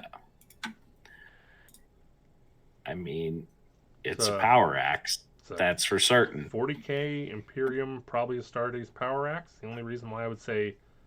The only reason why I put any doubt in it being a Starday's is that hand. Those fingers are strange and bone-like almost. I mean, that's kind of how they do ungloved hands. I don't know. I feel like I'm so used to their hands being larger. Maybe. No, I was thinking about Cadia for the command units, but that we already have those. So it's pretty honking for that. So again, I'm not invested in 40k. It's fine. Understood. Not an AOS thing, and it's just an axe. Someone's getting an axe. Yeah. On the 21st, we got a gas grenade. Yep. Some sort of smoke grenade. Probably gonna be something for kill team. Yeah, I'm gonna say this is a kill team objective marker. Maybe an objective marker. Not objective marker, but it's going to be a marker of some sort of ability. Yeah, like a game piece as opposed to a model. Right. And lastly, coming out today. Yeah. Corn. Yeah, that's what I'm seeing there. I'm seeing the corn symbol there. I don't know. Yeah. So does that? That's a little staffy. It's getting a little. Yeah, that's very staffy. Maybe a little priesty. Yeah. It maybe. Which. Yeah. Looking through your battle tome, I was like, where are all the priests? There's one, and you take it because it's good. Yeah. That's it. It's full stop. Yeah. So, like I said, I think that's going to be. I think that's our precursor to our corn model. Yeah, I agree with you. Very hopeful. It'll be fun. I said, again, there's a book that I have full confidence in. I don't necessarily know if it'll be a competitive army, but I do know it'll be a fun army. Oh, yes. It'll get a lot of the people who have not been playing Corn over the last 3-4 years to come back to the army, play it for minimum 6 months, and then we'll find out what happens after that.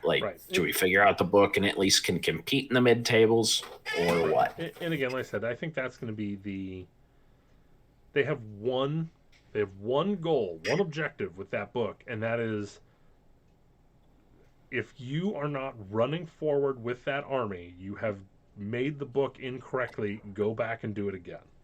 Right. Yeah. No, if you're not getting to charge like a madman, Right. well, somebody behind you is screaming at you to go in and just making you fight harder. Absolutely. Absolutely. You've got it Like I said, wrong. I know we did a whole article or a whole episode Yeah, we on did. the corn rework, which I'll tell you, like, I think we got some real gems out of that. No, that was a good one. Honestly, I enjoyed it. I know you were like, I don't know, going I into it, mean, but by the yes, time I we were was. done, I you were was. excited to play corn.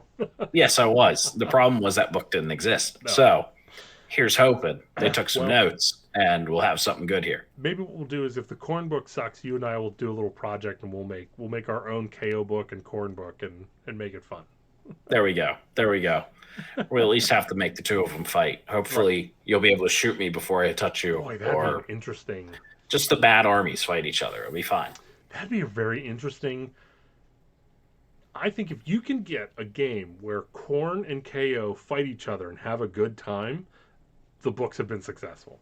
There we go. There we go. So we'll That's all see. you need. All We'll right. test it. So there we go with the news. We Yeah.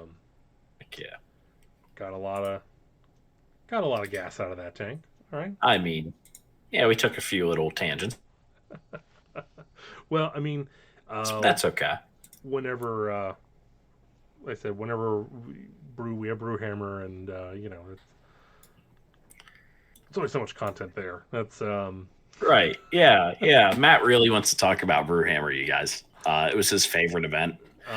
Quite honestly, to not like joke it around you at all, probably one of the most fun events I've had in a long time. And that was great. And it wasn't even like the stuff I did afterwards. It was the games themselves, which was fantastic. So It was that's such a great atmosphere there. yeah. So let me just. I'm going to start with the negative Okay. because that is easier to put a bow Okay. on. So I did. I, I don't know what happened, but like I did not run the army properly. I did not do the appropriate moves. I did not do the appropriate. I did not get the appropriate dice rolls. Whatever it is, Mm-mm. I just whether it was bad matchups. I don't know. Um, but like I can't say Fire Slayers are bad. You can't. I mean, some of the similar lists went 4-1, I think, that event. Right. Right. So there's one other person that was Fire Slayer. They went 4-1. They got best order. Yep. I played And then against him. even on top of that, just this past week on Monday, Honest Wargamer Rob put out a video showing how Fire Slayers won an event Right. and went 4-1 or yeah, went 4-1 with some other stuff. Now again, those lists were very different. Um, Yeah. so again, I'll just chalk it up to it's an advanced army. You need to Yeah. know exactly what you're doing, exactly when you're doing it, and I just didn't. Right. And I feel Uh, like it's an army that you can mess up in the deployment phase of the game. oh, I think that's one of the issues is if you have one bad phase, I don't know how you recover. Right. And that's any phase. You got shot a little too much. Well, Right. oh, you got this. Now, Yeah. with that being said, that's the negative. Hmm. That's all of the negative. Right. Like, I got beaten open-handedly because I did not know how to use the tools at my disposal. Fair enough. Um, with that being said, the positive venue, amazing. Oh, heck Tables, yeah. amazing. The men and women that ran it, amazing. Yep. Every opponent I had, amazing. Except Yeah. it was a dirty cheat. Yep. Yep. There we go. Get it in there. But no, like this is one of the times where like even whenever I was getting my ass beat, Mhm. my opponent was such a great person that I was still having a good time. It was after the match where I was like, And like I You're hate right. I hate that feeling because like my opponent did nothing wrong. Right. I don't want to take away their enjoyment of victory. Yep. They deserve all the accolades. They deserve all of the good feels. They deserve all the endorphins and dopamine and all that Mhm. other stuff. That doesn't make me want to scream any less. Yeah. Yeah. No, that's fair. That's fair. um, but yeah, so I guess we'll. Oh, so I guess to go over it, since we, just in case you didn't know, so Brewhammer is this um, small to medium sized tournament that takes place the weekend of the Pro Bowl every year. Yeah. That is uh, just outside of Columbus. Yeah, just outside of Columbus, Yeah. Ohio, So and it yep. is in a brewery. The Yep. brewery is the front is a restaurant, and actually in the brewing area they have some tables set up normally for restaurant goers. But here we were like, nope, this is where we're going to play our Warhammer games. Yeah. So amazing kudos to them for allowing us to do that. Uh, I'm sure they made back some money. I was going to say I helped them with any sort of cost that they may have had in giving us that, which I'm sure that the venue helped or the event helped pay for it. But Yep, yep. yeah, no, I myself, my opponents, we had a couple beers over the weekend. It was great. I think every opponent, if I beat them, I offered them a beer, and I think without even like saying anything, every single opponent of mine that beat me at the end was like, "So you need a beer, right?" So it was a great time the whole time for me. All right, so starting off, how was your round one? Round one was good. I am sad to say I don't remember my opponent's name here. I went tried to go back through. I'm not paying for BCP player, so Okay. I can't go back in time and have a look. See. Let me give you a little experienced Mm, advice here. So I remember all of my opponents' there you names, go. and There you go. I'm choosing to keep their names redacted in case they don't want to share it on the internet. So that's They all have a digital footprint. We're fine. uh, But I was playing against a list that was 11 dragons. And the last time I played against such a list was LVO a year ago. That game did not go well. That was also my round one opponent that at LVO. So my second time playing them, I am 0-1 against it.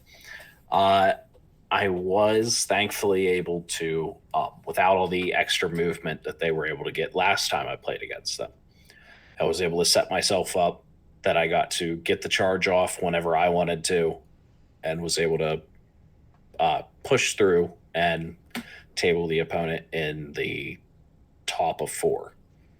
It was a good game, solid game. I think that my opponent was newer to the game, which having only two war scrolls to look at definitely helps whenever you're newer to the game. And the fact that it's a good, strong war scroll helps too. It was a fun time. She learned a lot, I believe, but it's a fun game. I was able to get my win out there. yep. So okay, let me ask just in general, like Yeah, not exclusively about your game, but it feels like the era of the dragon list has passed. I think they did a great job fixing it whenever they fixed it. The removal of the once per game extra movement in the hero phase, I think fixed a lot for them.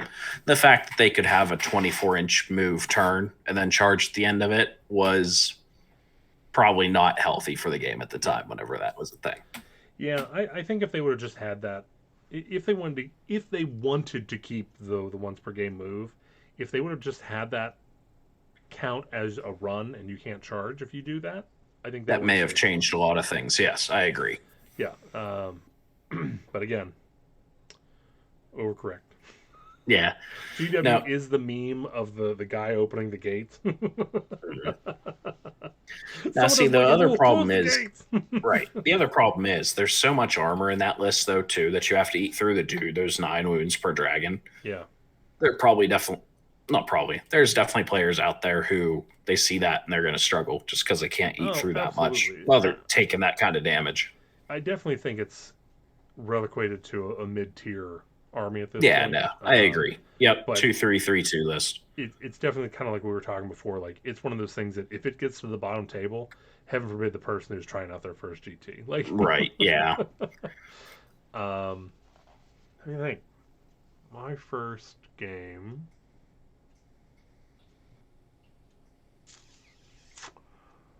I played. Was game one? I think game one might have been Slaves of Darkness. Yeah, I believe it was from what you Yeah, told that me. was yeah, and that's where I I'm still scratching my head at why Chosen are so good compared to my Hearthguard. I'm like, it's the same Yeah, thing. Like, it's not bad. um, but no. So basically, he took a very well crafted list. It was curated to say the least. Yeah. I mean, he was even smart enough to put just a unit of unmade in the Hmm. background just a piece de la resistance on there. Just Yeah. ugh. But other than that was Varangard, Chosen, and there really wasn't too much just because of how much point sink there was into there. He had a lot of I think he had two or three sorcerers, chaos sorcerers, and Hmm. one of the ones was a demon smith model from the original Chaos Dwarf line, which I Oh, appreciated. very cool. So Very we cool. so we got to talk about Oathbringer rumors, Oh, of course, of course. but yeah, so he was actually all the way from California. Oh, wow. Yeah, He had probably the biggest trip there of anyone then. yeah, Very and cool. so that like he was so much fun. We had such a good time. But like I said, he got his chaos into my Hearthguard, and I was like, stupid chosen. We'll show Yeah. them, and just I attacked him like so. I did the he charged into me, so I attacked. I'd use my command ability to attack first. Um, they didn't care. Right. He almost wiped the unit next turn. I tried to attack back, still didn't care. Um, my Magmadross did a number on. Um, so two Magmadross did a number on the Vanguard unit, Okay. and then I had one other go up, kind of around behind the flank where he was trying to capture some objectives with his Chaos Knights, and that was a pretty even match. That kind of went back and forth. It was really down to dice. I was shocked at how balanced that battle was. Yeah.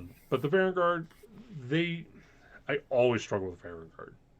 Mm. Uh, I, They're a strong unit, yeah, and you've got to be able to take a turn and just throw your entire army at them. right. And I was almost able to do that. I would have thrown the third Vanguard into, or the third Magmadroth Magma in Drake. if there was room, but there wasn't Mm. room. Understood. So that was a loss. So that was a great first Yeah. start. What about your turn two? So game two. Oh, by the way, that was Prize of Gallet we played round one, and we are playing the newest General's Yeah. Handbook during this Yes. event. So, Which, as a quick aside, oh yeah, infinitely better than season one. Mhm. Still not good. Fair enough. Another thing was you could not use any uh, battle tactics from your book or grand strategies from your book for this event. So, Which both Chuck and I absolutely missed. right. And Nor were you so very happy about it when you saw it. I was devastated. Right. I believe that Chuck on Daughters of Cain was as well. So, Well, because again, like that was one of the other issues I had is I put a decent amount of points into bringing an invocation that I didn't right, to really make sure need she could get it. Yeah. because I was going to have um, Master of the Forge. Right. And if I would have known that, I wouldn't have bring the invocation. I would probably brought just some Volkite or something just to take up the middle of the board.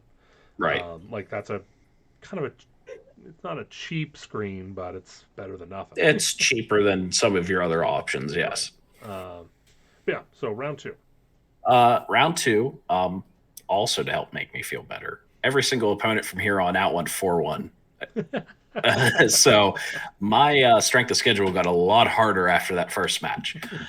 This was Nidus Pats. I played against Andrew, my new buddy, and he was playing Fire Slayers. He is the gentleman who ended up getting best order. This game was a nail biter from round 2 on, That was a simply long game because too. You guys it just kept was going. it was probably my longest game of the event.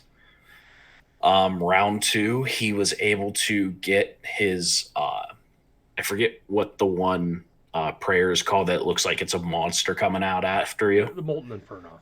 Yeah, the Molten Ernoth went off, and it was going to do its for every 6 D3 mortal wounds to everything within range. And I went, oh, geez, you're going to win here, because he was going to be able to place it beside, I think, three of my 4 heroes, or all 4 of the heroes. And I'm like, well, this is going to be over right here. So he rolls terrible on it. And thankfully, so many of the Deepkin have a 5-up ward on their heroes now. And my dice were like, don't worry, bro. We got you. Nobody took more than 2 wounds from it.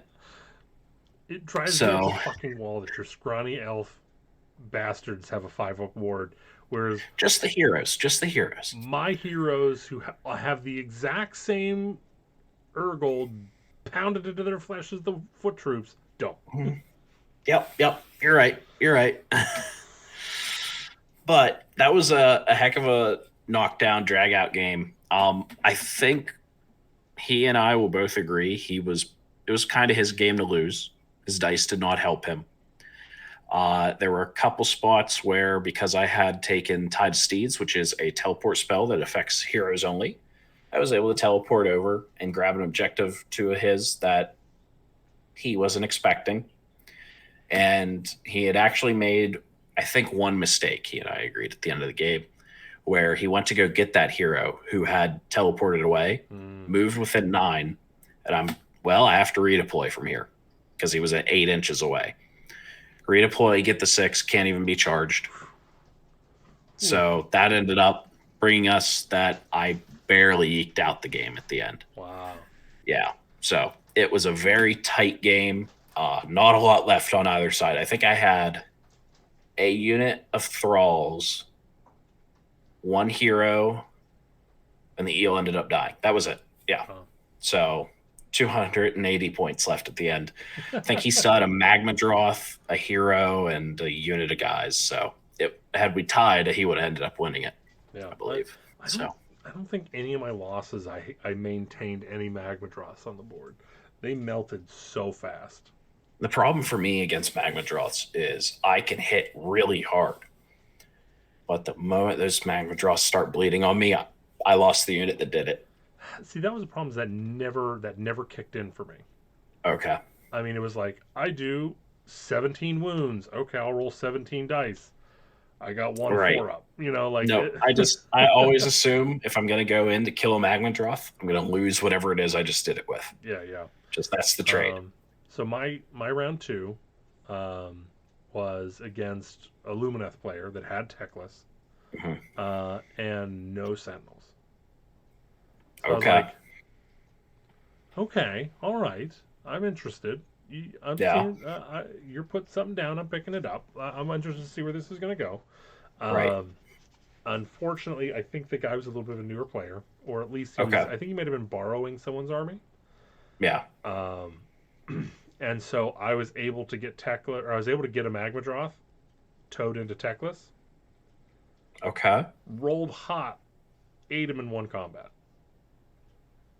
Okay. I believe that was at the top of turn 2. That's pretty good.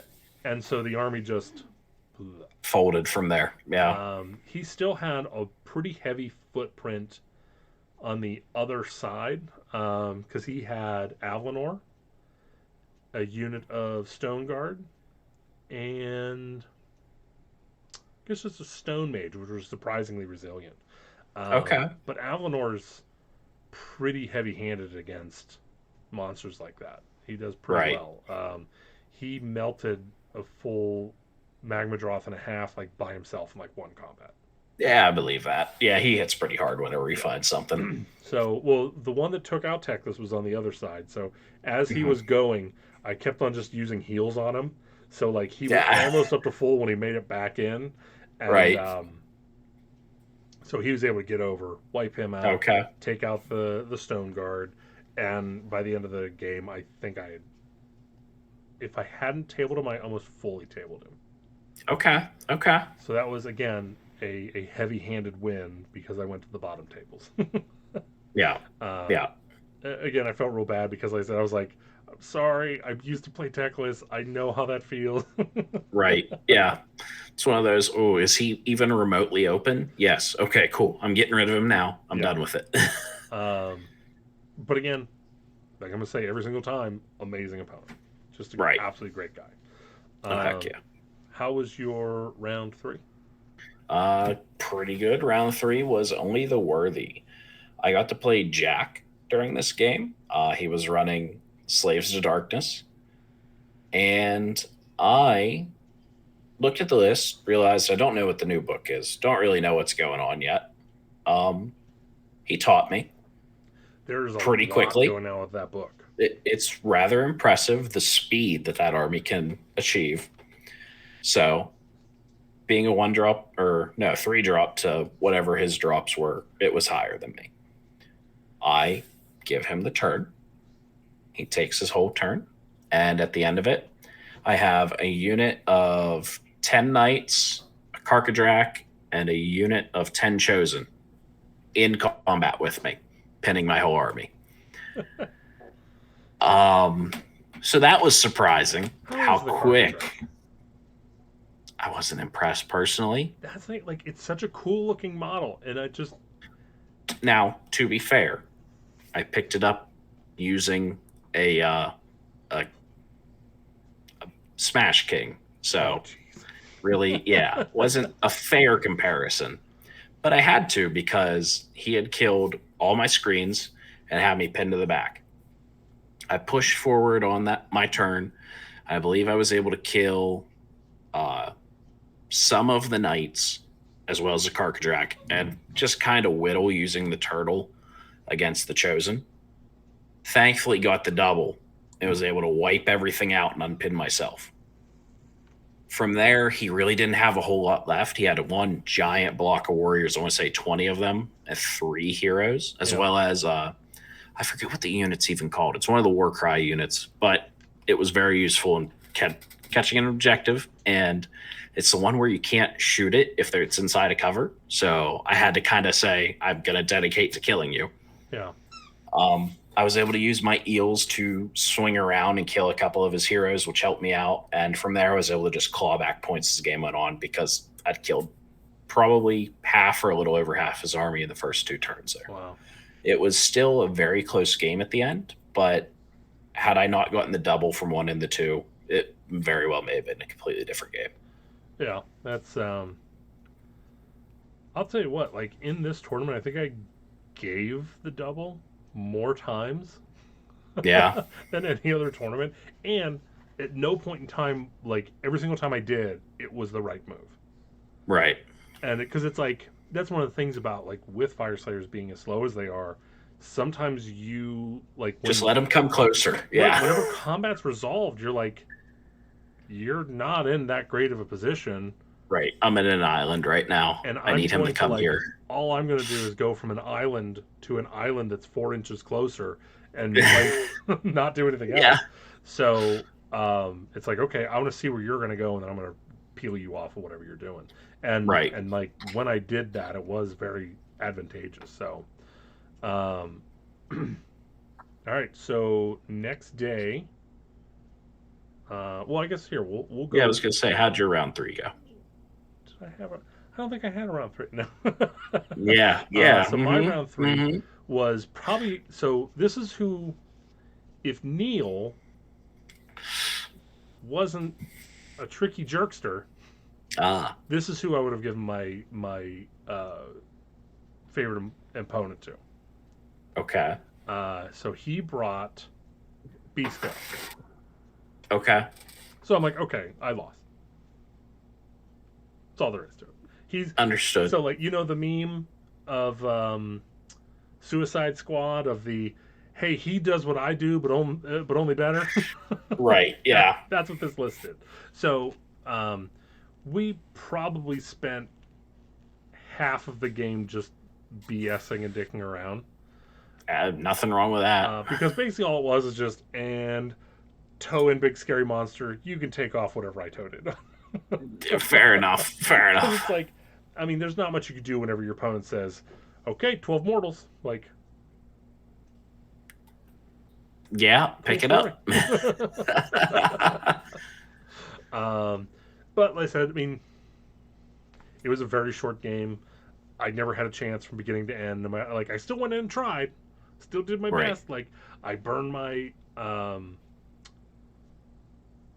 did finest hour, Mhm. burned my, all out defense. Right. I Really made a used heart hero. I Yeah. used my rune on the one guy to give him a 3-up ward for that turn or that Oh, phase. jeez. Still gone. Oh, Still gone. no. Just Oh. trying to play this game. Go fuck yourself. That's it. Jeez. So, like I said, I mean, it's again, the second I saw it, I knew exactly how that was going to game code turn out. And, a lot of people are like, oh, you're just negative. And if you would have given yourself a chance. No, no. No, no. Right. Statistically, I would have had to have rolled like a god in order to bring that one back.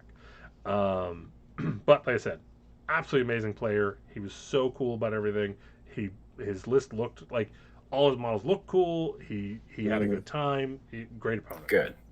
Awesome. Um, and then so I guess we'll go chronologically. So that was the end of day one. Yes. Where did we go to eat? A pub. I can't remember which of the two because Oh, that we was went to two. the What Great was American Bash or whatever the hell it was. something like that? Yeah, it was some Or sort of America Liberty. The no, that Liberty. was the night before, wasn't it? No, no, that was Liberty. Where was it? Okay. No, you're right. 'Cause we So only- Friday night we yeah. went to Liberty Tavern. Yeah. And that was Yeah. fun. That was pretty good. That Yeah, was it really was. good. Well priced. Yeah, it was good. I mean, there was some awesome fun art all over the Yeah, place. yeah. So that was good. Went Um, somewhere else. I think I got some wings that night. Then the next night, it was a pretty good time. yeah, Couple beers. yeah. Then we went to like I don't know if it was a pub.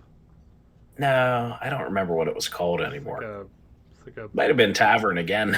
Yeah. I don't know. It was a little bougie to be a tavern. It was more modern, I think is the best way to put it. A Yeah. modern. I don't know. I don't know either. Modern Um, bar. What But did I have? Oh, I went with wings. I think we both went with wings there, yeah. and they were pretty good. Yeah, they were. Pretty good. That whole thing was good. The whole place was good. Yeah. Yeah. It was really well done.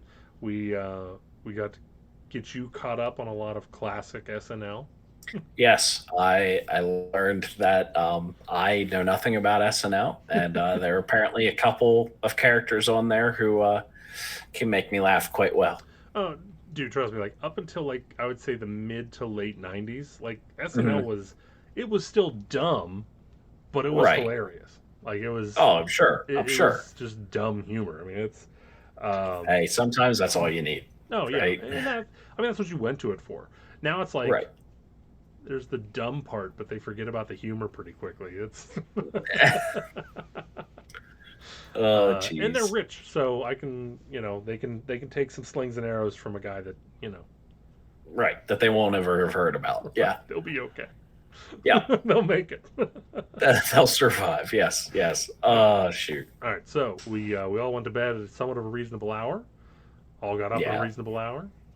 Had a sufficient breakfast, Yeah. and then round four. Round four. Yeah. Round four. Jaws of Gallet.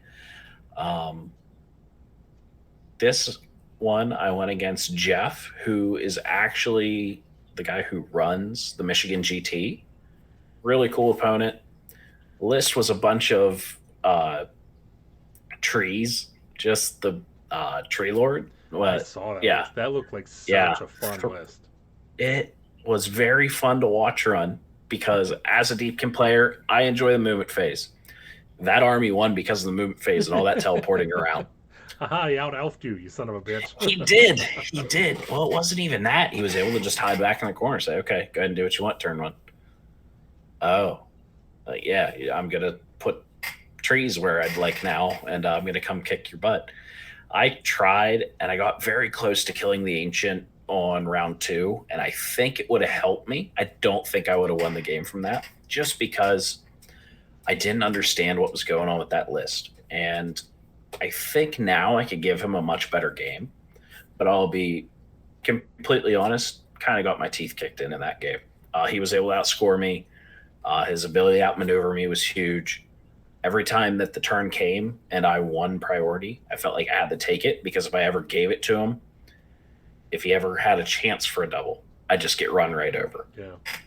And so because his Jaws, you're continually taking objectives off the table. So any of them that I felt secure on, just, all right, that one's gone now. Now I have to push out and try and get something. It was very difficult. Very good player. It was a fun game, but I can't deny I got whipped. It was pretty good. First lost the event. Had a great time though. Yeah. Yeah. Go to the Michigan GT. Don't go to the Michigan GT. Or if Hey. you do, send your list Tell to them I Team sent America first and Yeah. see if it's okay. See if they'll allow you to win with it. And if they say Oh. okay, then Jeez. hey, look, I'm not even going to sugarcoat it. That was still the dumbest shit I've heard in the history of AOS. I hear you. Your opponent, who's a great guy, okayed the list prior to the event. Fair enough. Move on. So Moving on. My turn for my game 4 was against the son of a bitch Neil. Yep. Which I think is probably gonna be his new. That'll just be his nickname. That's just what you call him on this show now. Son of a bitch Neil, with his cheaty Nurgle army. So he'd been losing all tournament just to pair up with me, because he made a list specifically to counter mine. That's all there was to it. That's all it was. Yeah. Right. Yeah. Right. No, I mean, again, as far as that goes, it just, I made some tactical errors. Like he told me he had Nurglings. I forgot about them. Right. It's funny. Like there's a couple things, like if you hear him talk about it, you talk about like some of these like obvious mistakes that I made and blah blah blah, like how I put a unit of Hearthguard into his 10-man block of Blight Kings. And I'm like, well, there was nowhere else for me to put them, and there was nowhere else for me to do anything with them, and all objectives were taken. So it's not like I could pop them up on an objective and just sit on it. Right. And you were on the other side of the table. There's only one way I'm getting over there. Fair enough. Got to charge eventually. I'm like, but forced my hand. I have like Yep. I don't. There's nothing in my list that can deal with a 10 block of Blight King. No, that's fair. There's nothing. What am I going to do? Put into? I mean, that's the reason that he pays for them, right? Right, exactly. I mean, it's a really good Right. unit, and it's funny. Like, I'll take a step back. I fought him Mm-hmm. over Messenger to put a 10-man block in. Well, if it makes you feel any better, buddy, just this last weekend I played against him, and sadly I also lost to all that Nurgle. Right. My Deepkin are currently 0-4 against Nurgle, but it happened. I have to admit the loss, so Yeah, it's a thing. It was hilarious. Like, just it's difficult. The conversation. I'm like sitting. I'm like, he's sitting there with 2 or 3 5-man. Might have been 4 5-man blocks. I'm like, you need to make one of those 10. And he's like, oh, I'm not gonna blah blah. I'm like, I'm not asking to marry the idea. I'm asking you to play one damn game with it. And he's like, fine. And then since that one game, it has been, there's always a 10-man block. And I'm like, Yeah, now there you were know 2 why. whenever I played against Oh him. my dear God, that's not. Yep. Neil, Yeah. calm it down. And to be honest, one of those 10-man blocks is the reason he won that game. Yeah. So Does he still have the Light Lords, the Flyers? no, no flies. He doesn't listen. It worked for him. It worked. I can't say anything about the list. He beat me. So Yeah, well, listen. I mean, the way he runs them is he doesn't. I don't think he's quite grasped cavalry in Age of Sigmar. okay. And the fact that they're just pinning units. Right, right. They're pinning units. They are positioning. They're disruptor. They're not a just move a bunch and fuck up. Right. Shit. Like that's not. They're but like here's the thing is like they're almost that. So it's like so tempting. Like ooh, I could just charge into that unit and maybe if I get lucky I kill. No, you're not supposed to do that. Right. They're just sure that your opponent takes another turn to get to you. Right. Which like That's all those he supplies are used for. them. He used them very well in our game. Like he Right. pinned. He actually strung out my unit of Hearthguard, so he was able to keep them from piling into either his 10-man block of Light Kings or into that unit. Because Okay. he got him just 3 inches on both sides. Okay. And it was so funny. Like at that point, he basically wiped that out, and I think he wiped out 1 or 2 of the Magmadroth. And so Okay. like literally like end of turn 2, and I offer him hand because he won. Right. You have your full army. I am down to a quarter of my army. Right. No, I hear you. And he's like, "Oh, you can't be quitting already." I'm like, "We can play if you want, but you won." No, I hear you. But he's like, "Oh, you're just giving up." I'm like, I'm like, if I thought there was any chance of like comeback here, I wouldn't have offered in the first place. But there's nothing. And so he's like, "Oh, just do it." And I was like, "Okay." So we played, and just every round he just destroyed me. Every round, take off more chunks, more chunks, more chunks. I'm like, okay, well here we are, round 4, and I've literally done nothing. I think I almost scored 0 points the entire game. Oof. Yeah, that's a little tough. Right. I mean, it was like I want to say it was like 3 to 20 something. Like, Gotcha. I'm like, one of those. Where do you think the game's going? Right. But like I said, I mean, I did mistakes. And again, it's just like a bad matchup. Yeah. I have a 5-up ward. I cannot handle an army that's whole damage is based off of mortal wounds. I can't survive it. So Neil ended up winning that game because he cheated. They said he just counterpicked my army. He found out I was doing Fire Slayers. Yes. Like, okay. Uh-huh. This list can be Fire Slayer, so I'll bring that. And then again, he was purposely figuring out how many points I needed, like I was making, so he got the same amount just for that. Yeah. Totally believable, buddy. Yeah, absolutely. Totally believable. He's a mastermind. That's of course. Son of a bitch Neil. That's why it's called that. Yeah. Jeez. That's why his parents call him that. Oof. So, how about your game 5? Game 5 was ours for the taking. It was a heck of a fun game against Mega Boss Mike. I played against his Iron Jaws. I've seen him at many a GT. Never actually gotten to talk to the guy and never gotten to play with him. Very fun game. Very nail biter close. Like, we beat the crap out of each other back and forth throughout that game. I think there was a point where he was pretty certain I was going to win. There was a point I was pretty certain he was going to.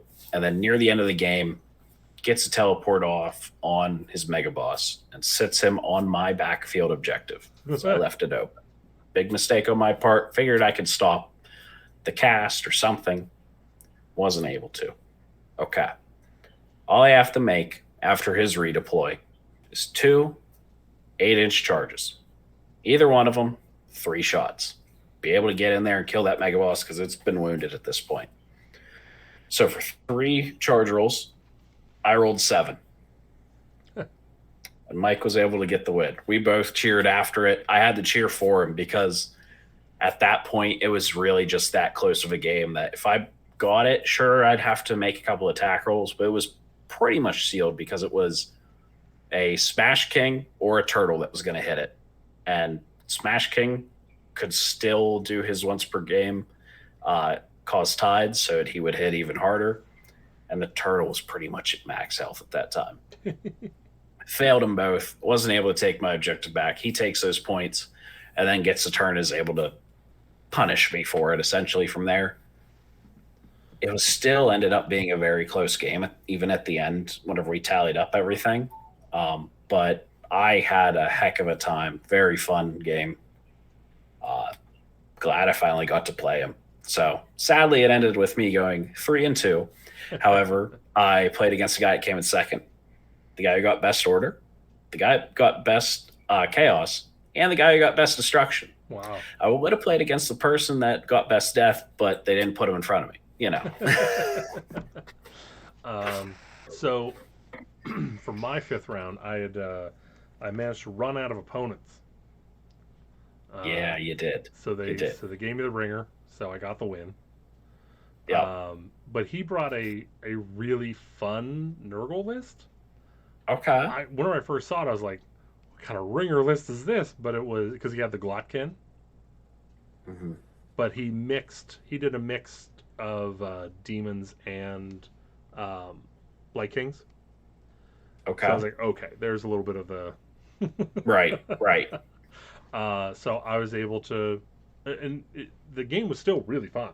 It was still really good. But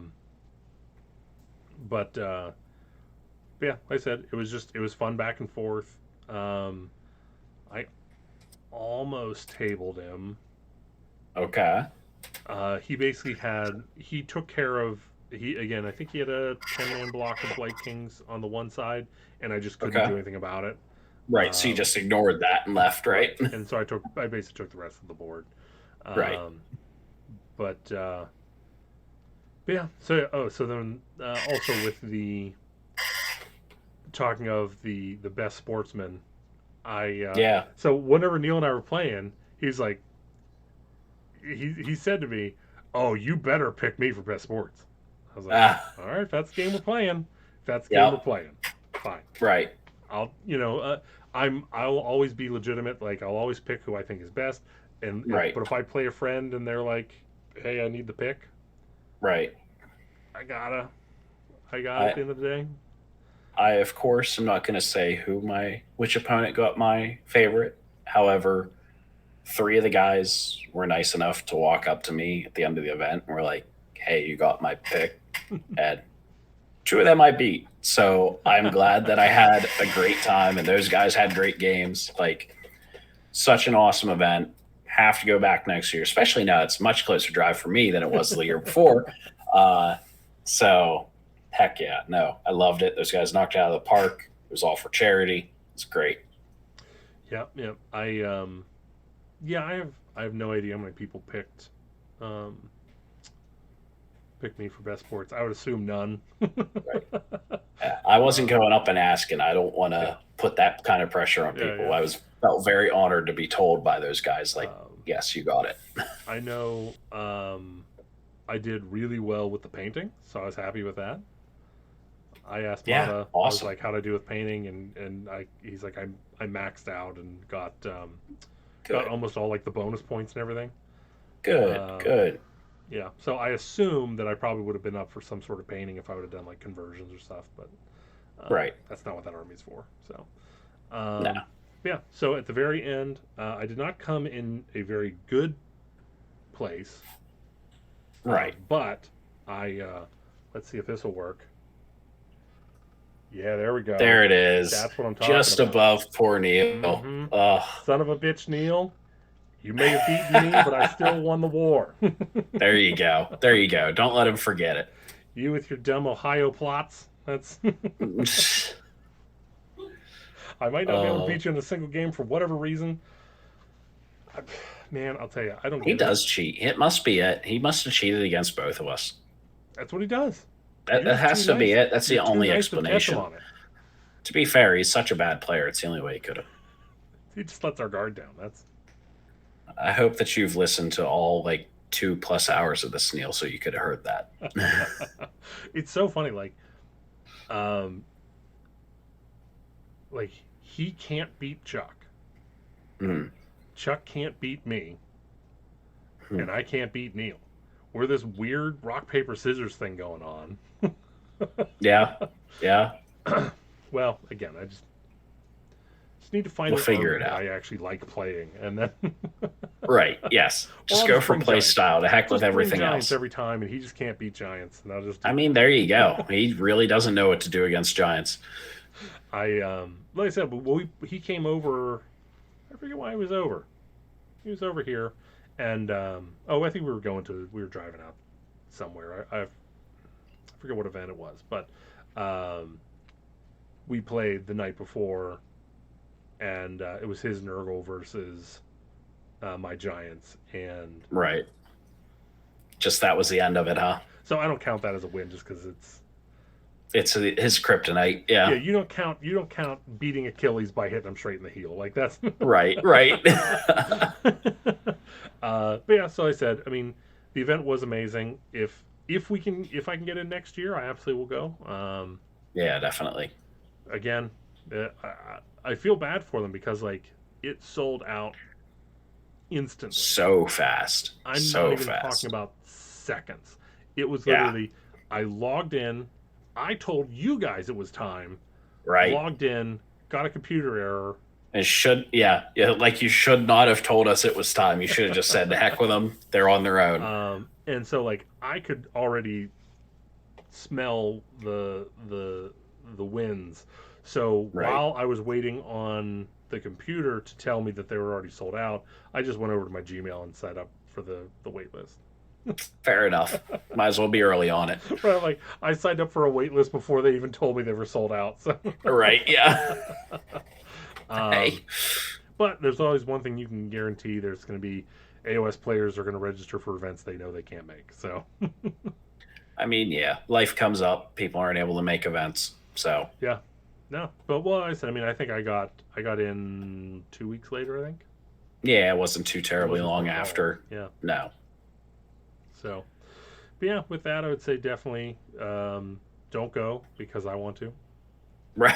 Right. Leave some Um, room for the rest of us, but seriously, and that's where the maybe problems. they'll expand. It was a great event. I think they were talking about doing a little bit more competitive feeling event in the future down that direction, that Flame Crew, Yeah. but leaving Brewhammer be its own much more relaxed place, which quite honestly, I'm going to fight to get in the Brewhammer every year if I have to pick between one of the two because I truly had that great of a time with the people I played with.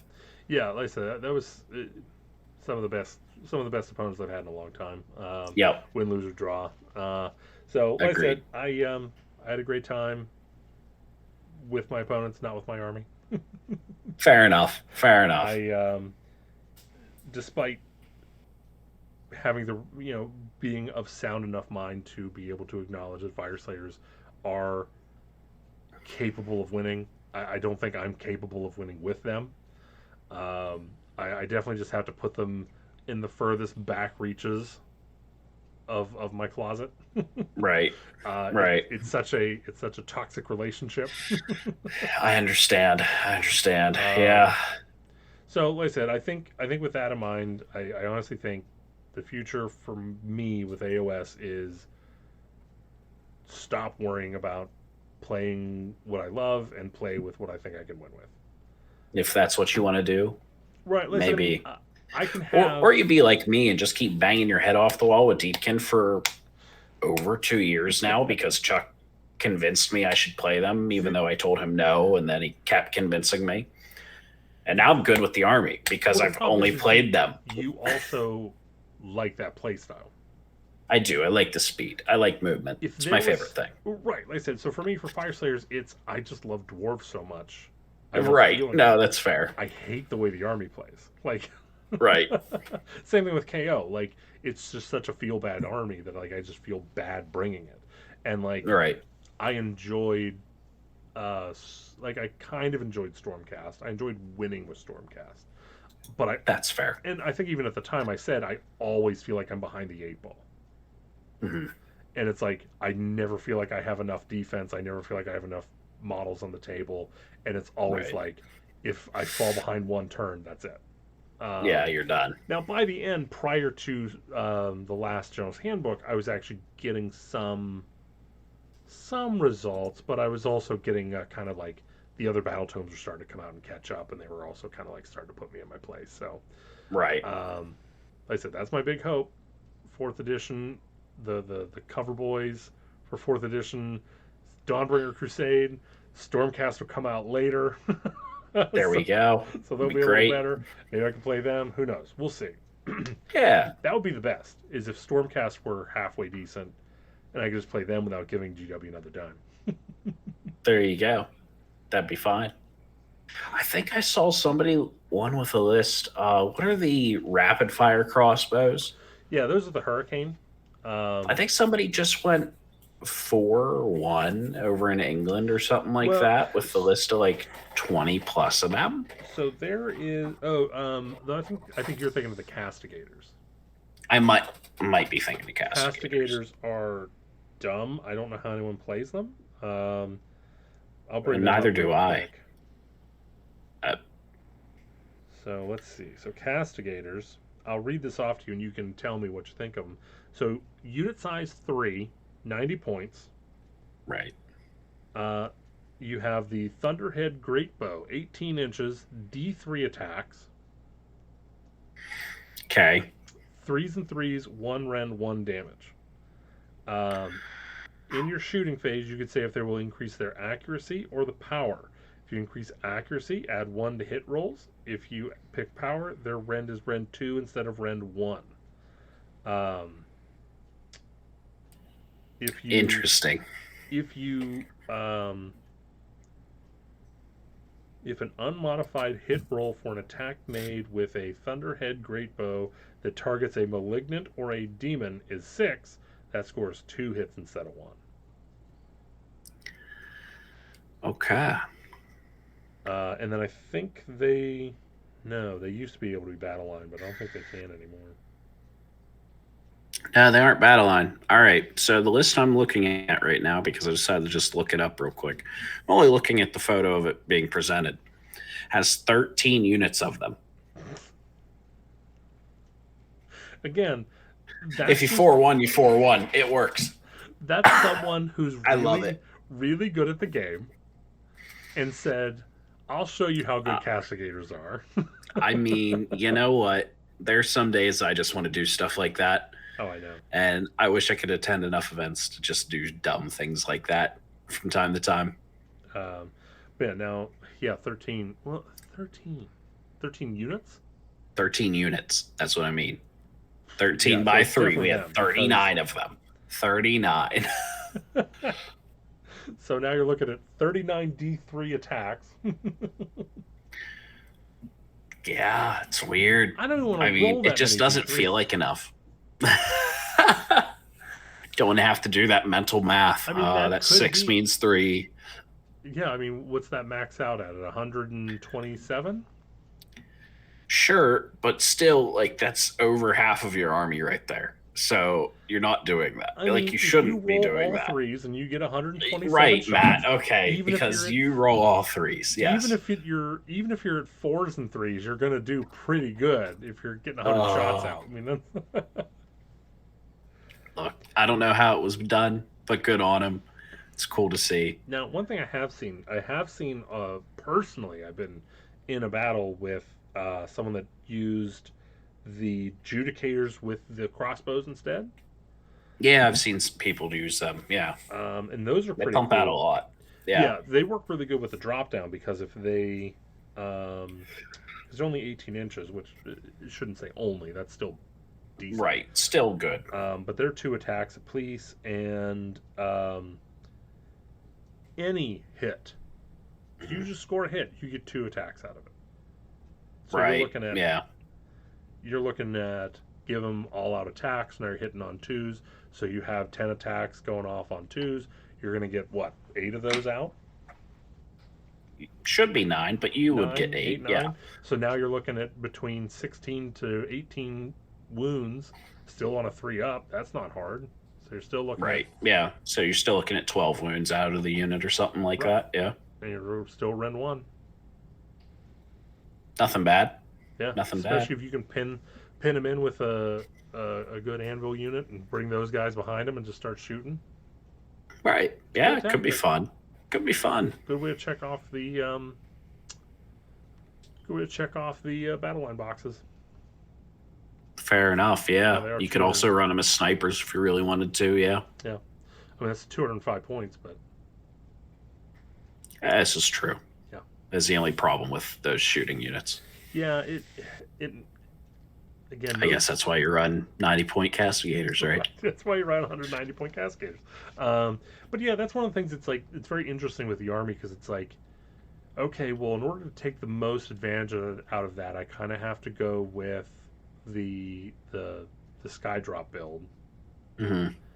and then that kind of makes you want to go towards Annihilators. Yes. But It Annihilators does make don't me want to. stand, so like you kind of want to go shields, but at the same time, you know shields are bad and they're a trap, so don't go that route. It's difficult. It's a difficult thing to do. Yeah, the the battle tome that is more trap than army at this point. It's difficult. I think there's people out there who know what they're doing. Yeah. Obviously, the protectors using them as a very defensive anvil, buffing them up with any sort of mystic shield or whatever the lantern is to give them +1 to save. Yeah. They already have a +1 to save built into their war scroll. And then if you ever need to, you can just spend the command point, give them 1 more. They're really hard to push through. A lot of attacks. So hopefully, like if it's someone like you, Matt, can't roll dice, Yeah. helps average them all out. Yeah, that's what I need. Again, that's why I like elite armies because they typically are on 3s or 2s. You know, it's That's exactly what it is. That's what I've told both Neil and Dave in the games that we play. I roll 2s like it's no one's business. That's why I need to hit on 2s and win on 2s. that's why whenever I play 40k, I just need to stick with custodians. That's There you go. oh, speaking of 40k, we'll do a little 40k talk at the end here. Have you heard any of the spoilers from the last or the late, the most recent Horus Heresy book? No. So do you mind spoilers? I personally do not. The audience, maybe you want to leave if you do. Well, there's no one listening. So, That's fair. And if again, I'm actively talking about spoilers, so Yeah. if you're not smart enough to turn it off now, and you don't want by not wanting spoilers, that's not on me. That's on That's you. fair. That's Because I'm fair. going to talk about spoilers. I've been talking about spoilers. Now. So first off, they confirmed that the Emperor was Alexander the Great, Okay. and alluded to him being Jesus. Wow. Whoa. I'm Yeah, okay. yeah. Okay. And they kind of explained a lot of stuff as to like why the assault on Terra is so devastating, because the Eye of Terror is opening, and so basically it's Mhm. the realm of chaos is on Terra at this point, and so Right. there's literally like you'll be like in your living room, then all of a sudden you'll be in your neighbor's living room, and then you'll be in the police station bathroom, and it's like you can't even like this is the reason why Dorne essentially fails, because Mhm. you you have to set up ramparts. Like you can't just have mobile ramparts, you know. Right. Yeah. But one of the things that they do is Dorne gets trapped in like a little pocket dimension where Korn himself is Mhm. whispering temptations into Dorne's ear for essentially 100 years. Wow. And like if it was anyone but Dorne, they would have been like, fine. But he the entire Right. time But was you like, got the most offensive guy right. possible to tell attack. Yeah. But like so in the Custodes Codex, they talk about their great shame, Yeah. and they finally tell you what the great shame is. Oh, really? Yep. So the Emperor takes his custodes and they aboard Horus's ship. And while there, half of them succumb to the temptations of chaos. And Boy. so half of them succumb to temptation, half of them become Right. paralyzed, unable to move. Oh. And so the half that are able to move attack the Emperor. Wow. So that's why that's the great shame they talk about. Okay. And then have you heard of the Terminus Project? Nah. So My 40K lore is so behind anymore, honestly. so it is this thing that has been around for fucking ever. It's Grey Okay. Knight lore. So all we knew is shortly, like before or after the Horus Heresy had ended, the Grey Knights were bestowed with this thing. They don't know what Hmm. they don't know if it's a person, an artifact, knowledge. They don't like they didn't even go into it. Okay. And all the only thing they talk about is like the Inquisition is like the only entity that knows about it, Okay. and they are horrified at that the Grey Knights have full access to it and they don't have anything to do with it. Wow. And so they tell you what that is now as well. Okay. I can't Okay. imagine. So like you know how normally like whenever they do this stuff, they're just putting Chekhov's gun on the table. Right. Yeah, yeah. This is not the case. Oh. This cannot be. So like I always thought it was going to be like they basically have like there's 1,000 nukes in the core of Terra and they have the plunger. Right. You know, Yeah. like if things get so bad they can just blow it up, or Right. But they we'll have, never let the Emperor ever succumb. We'll blow everything up before right, that were to or happen. there's Yeah. like they have like a kill switch for the Emperor's body or to the Right. Something of Golden that matter. Throne, something like that. No, because they could do something with that. Right. This they they can't even do something with. It's It- just there. So, from what I They would let it go and just hope. I didn't read this. I watched a video talking about this. Okay. So he wasn't very detailed, but it also sounded like the book was also pretty glossy over. But Okay. it sounds like it's a virus that like insta kills all Astartes. Oof. Oof. So Okay. if basically like essentially if another like Horus Heresy happens and they look like they're going to lose, they can just go, "Brr, okay, all Space Marines are dead. Right. Good luck, Including humanity. themselves. Just don't get us. Yeah. Right. Mhm. It's including them, including the Custodes, everything. Right. The only thing they don't know is like Primarchs. They didn't really get into that, but Right. Which, who knows? and I'm like, I think that's super awesome, but you jump the shark so far. I'm like, well, now you can never Right. bring that in. We all know it's there now, but it's never get used. right. Like, and now, if you ever think there's too many Space Marine books, they might. They might. Or like, I Well, they did hit have a it, thought. and it doesn't affect Primaris. That's my thought. Was like they think about Yeah. using it and they kill off all firstborn and the Right. primaries remain. Yeah.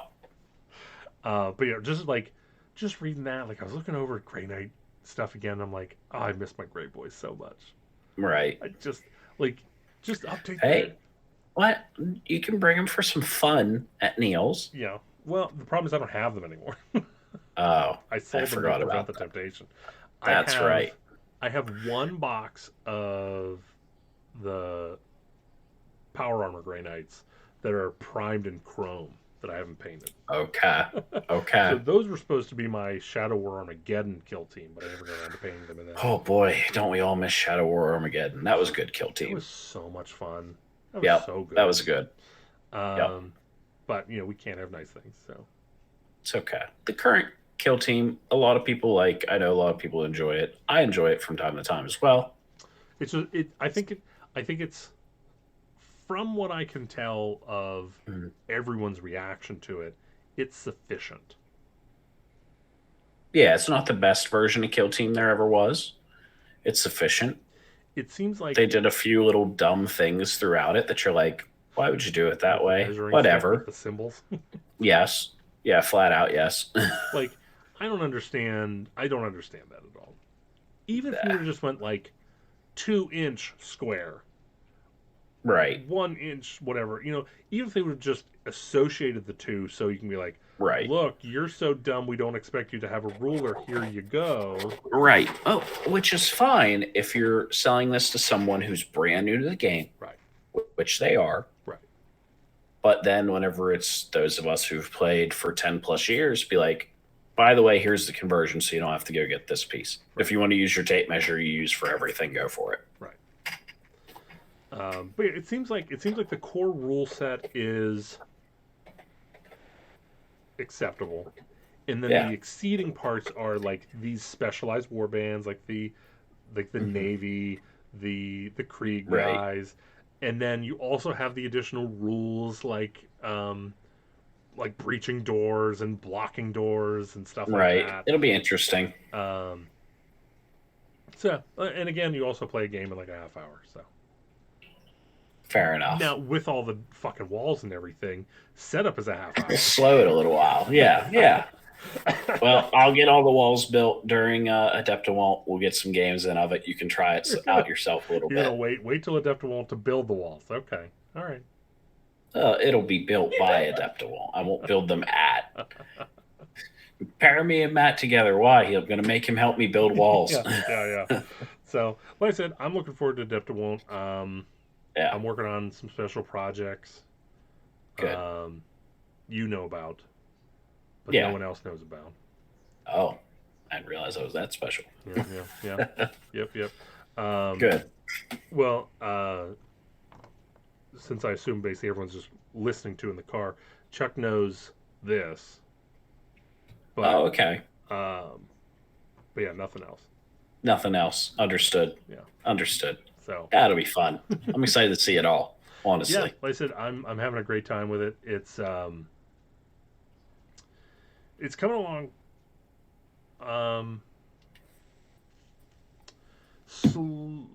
Not slowly. Not slower than I thought.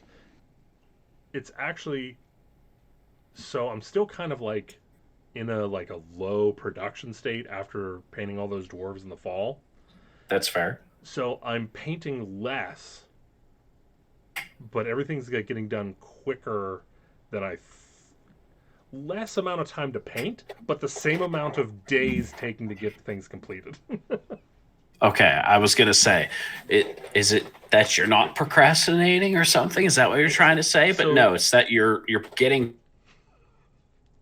yes, exactly. farther with less time. Right. By procrastination and they're being done quicker to the point where it's just pushing me back to where I thought I was going to be. Hey, it happens. So once I get done with this project, then essentially what I have left is I have some what's that? Zombicide models for Alex. Okay. And he has some Dwarf Rangers for me, which he better get done because they're in my list in order to be at 2,400 points. Oh, okay. So if he doesn't do that, then I'm not playing Fantasy. Hear you. Or I if hear I play you. against one person, they have to bring their list out of 2,000. That might be doable. And then it not required in any way, shape, or form, but I'd like to have my Hero Quest. Oh my God, sorry, I have Hero Quest. Okay. My Marvel Crisis Protocol band fully painted. Okay. So basically what I've been doing with Crisis Protocol is between projects or between big models, I'll just take a day and paint up 3 of them. Okay. But 3 random ones up until now. And now I'm okay, well, I have 10 guys. Could you bring 10 guys? And then whenever you go down to play, you figure out your point total and what game you're going to play, and then that determines what you pull out of your band. Okay. So I have 10 guys. I think I have 4 of them already painted. Well, that helps. No. So what I painted in my band: Magneto, Juggernaut, Omega Red, Colossus, and Quicksilver. So I already have 5 painted. Well, there you go. So I only need 5 more, and like I said, with contrast, these guys come up painted so easily. Good. The only problem I have is their female face sculpts Hmm. are already a little like they're if you're a great painter, they're fine. If you're not a great painter, Uh, ooh, Details are very small on them. well, it's not that they're very small. It's like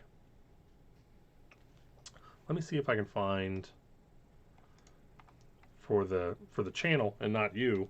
Uh, Right, obviously, so I can help talk to you about it. well, you can look up Marvel Crisis Protocol Rogue.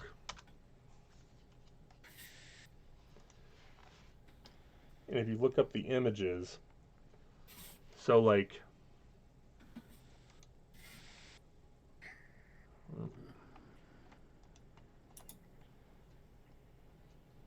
Okay. so like Oof. even the Yeah, even real this model, one is looking a little off right? with her face. Yeah. So like I've Okay. seen phenomenal painters paint these, and the Hmm. face still doesn't look good. Okay.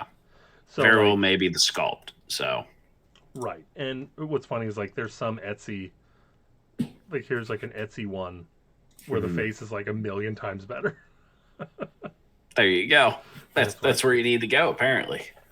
yeah, that's one thing that's very interesting with this is there's a lot of third party sculpts, 30 third party SDLs, and personally, like what I would do if I was going to get competitive into this, which I have no plans of doing ever, is Right. I would bring the official model, Right. paint it, and then I'd Hmm. also bring the one I want to use, That's fair. and then be That's like, "Do fair. you mind proxies? If yes, here's the original stuff. But if not, here's the ones I like."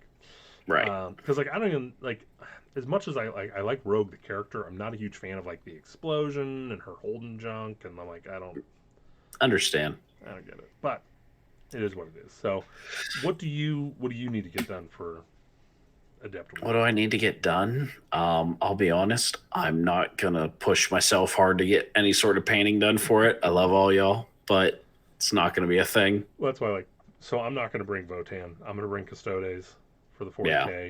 40k. Which maybe offline we'll have to make me a list to see what's half decent anymore. Yeah, we'll figure it out. Yeah. And then I'll bring that, and there'll be like one painted guy. There we go. Yeah. No, I need to figure out what 40K. Oh, geez. What 40K army I'm gonna bring? Uh, might You just have be you what, basic space. I have basic Salamanders? Space Marines. Yeah, Salamander Space Marines, which I want to just do a full Primaris only force of them at Hmm. some point. Yeah, That's it's really weird. In one of the few like spoiler stuff that I was privy to whenever I was working at the Warhammer store, they had a yeah. conference and they talked about this codex called Ultra, which Okay. was an ultramarine subsect of all Primaris. And like so they had like special Primaris rules and stuff like Right. that and they Never never heard did anything anything. more about it. Like Yeah. like it was like they never told us anything and they're like prepping us for that release and then it just never happened. So I don't know if my boss Might just have gotten killed. Yeah. I don't know if my boss misheard or misinterpreted something, or if it was something Right. like, "Look, guys, if we bring out another Space Marine Codex, they're going to kill us." Or, Or who knows? It might have been. but yeah. So, like I say, with that, yeah, look forward to next month. Um, I'll try and be fair with the KO book. Well, how about That's this? all we ask. I'll be That's a all we little ask. biased, and then Cole, you have to be biased the other direction, Deal. fairly. Like if it's a shit Okay. book, if it is literally a dirt shit book, you can't be like, oh, but look at the this one Now, ability whenever that the if there is some weird universe we might enter where you think this is the greatest thing since sliced bread, I will do everything I can to shit on it.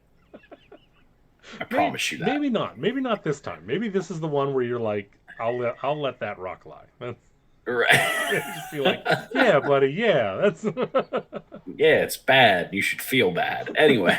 But yeah, that's so yeah, so we'll if this is center, you be here, I'll be here.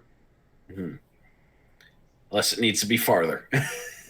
No, we keep it here. We keep it. If I start going over here, your Just grab, responsibility hold, to and bring me pull. back down to here. All All right. right. That's All right. Because again, like, so I at the event at Mm, Brewhammer, I was griping up a storm about the invalidity of Fire Slayers, yes. and you just smiled and nodded, which was the right thing there. Right. But in general, that's not the right No, perspective. no. It just wasn't the time. Right. Wasn't the time. I didn't have enough alcohol in me, where I might have had too much, and thus you would have heard far too much come out of my mouth, I and that mean, wouldn't have been good for either of those us. Fire Slayers were honestly, I joked, but they were very close to getting just launched into a wall. I remember you saying, and I was just I like, said "Oh it, God." but oh my god, I was just like, I was visualizing how much damage could I do with one lob. Like, Oh, buddy. Mm. but at the end of the day, that's why I got this and you got the brick. So Yeah, yeah. That's exactly why. passion, passion. Yes, That's the yes. cure. That's it. All right. Good night, everybody. Have a good month. Bye bye.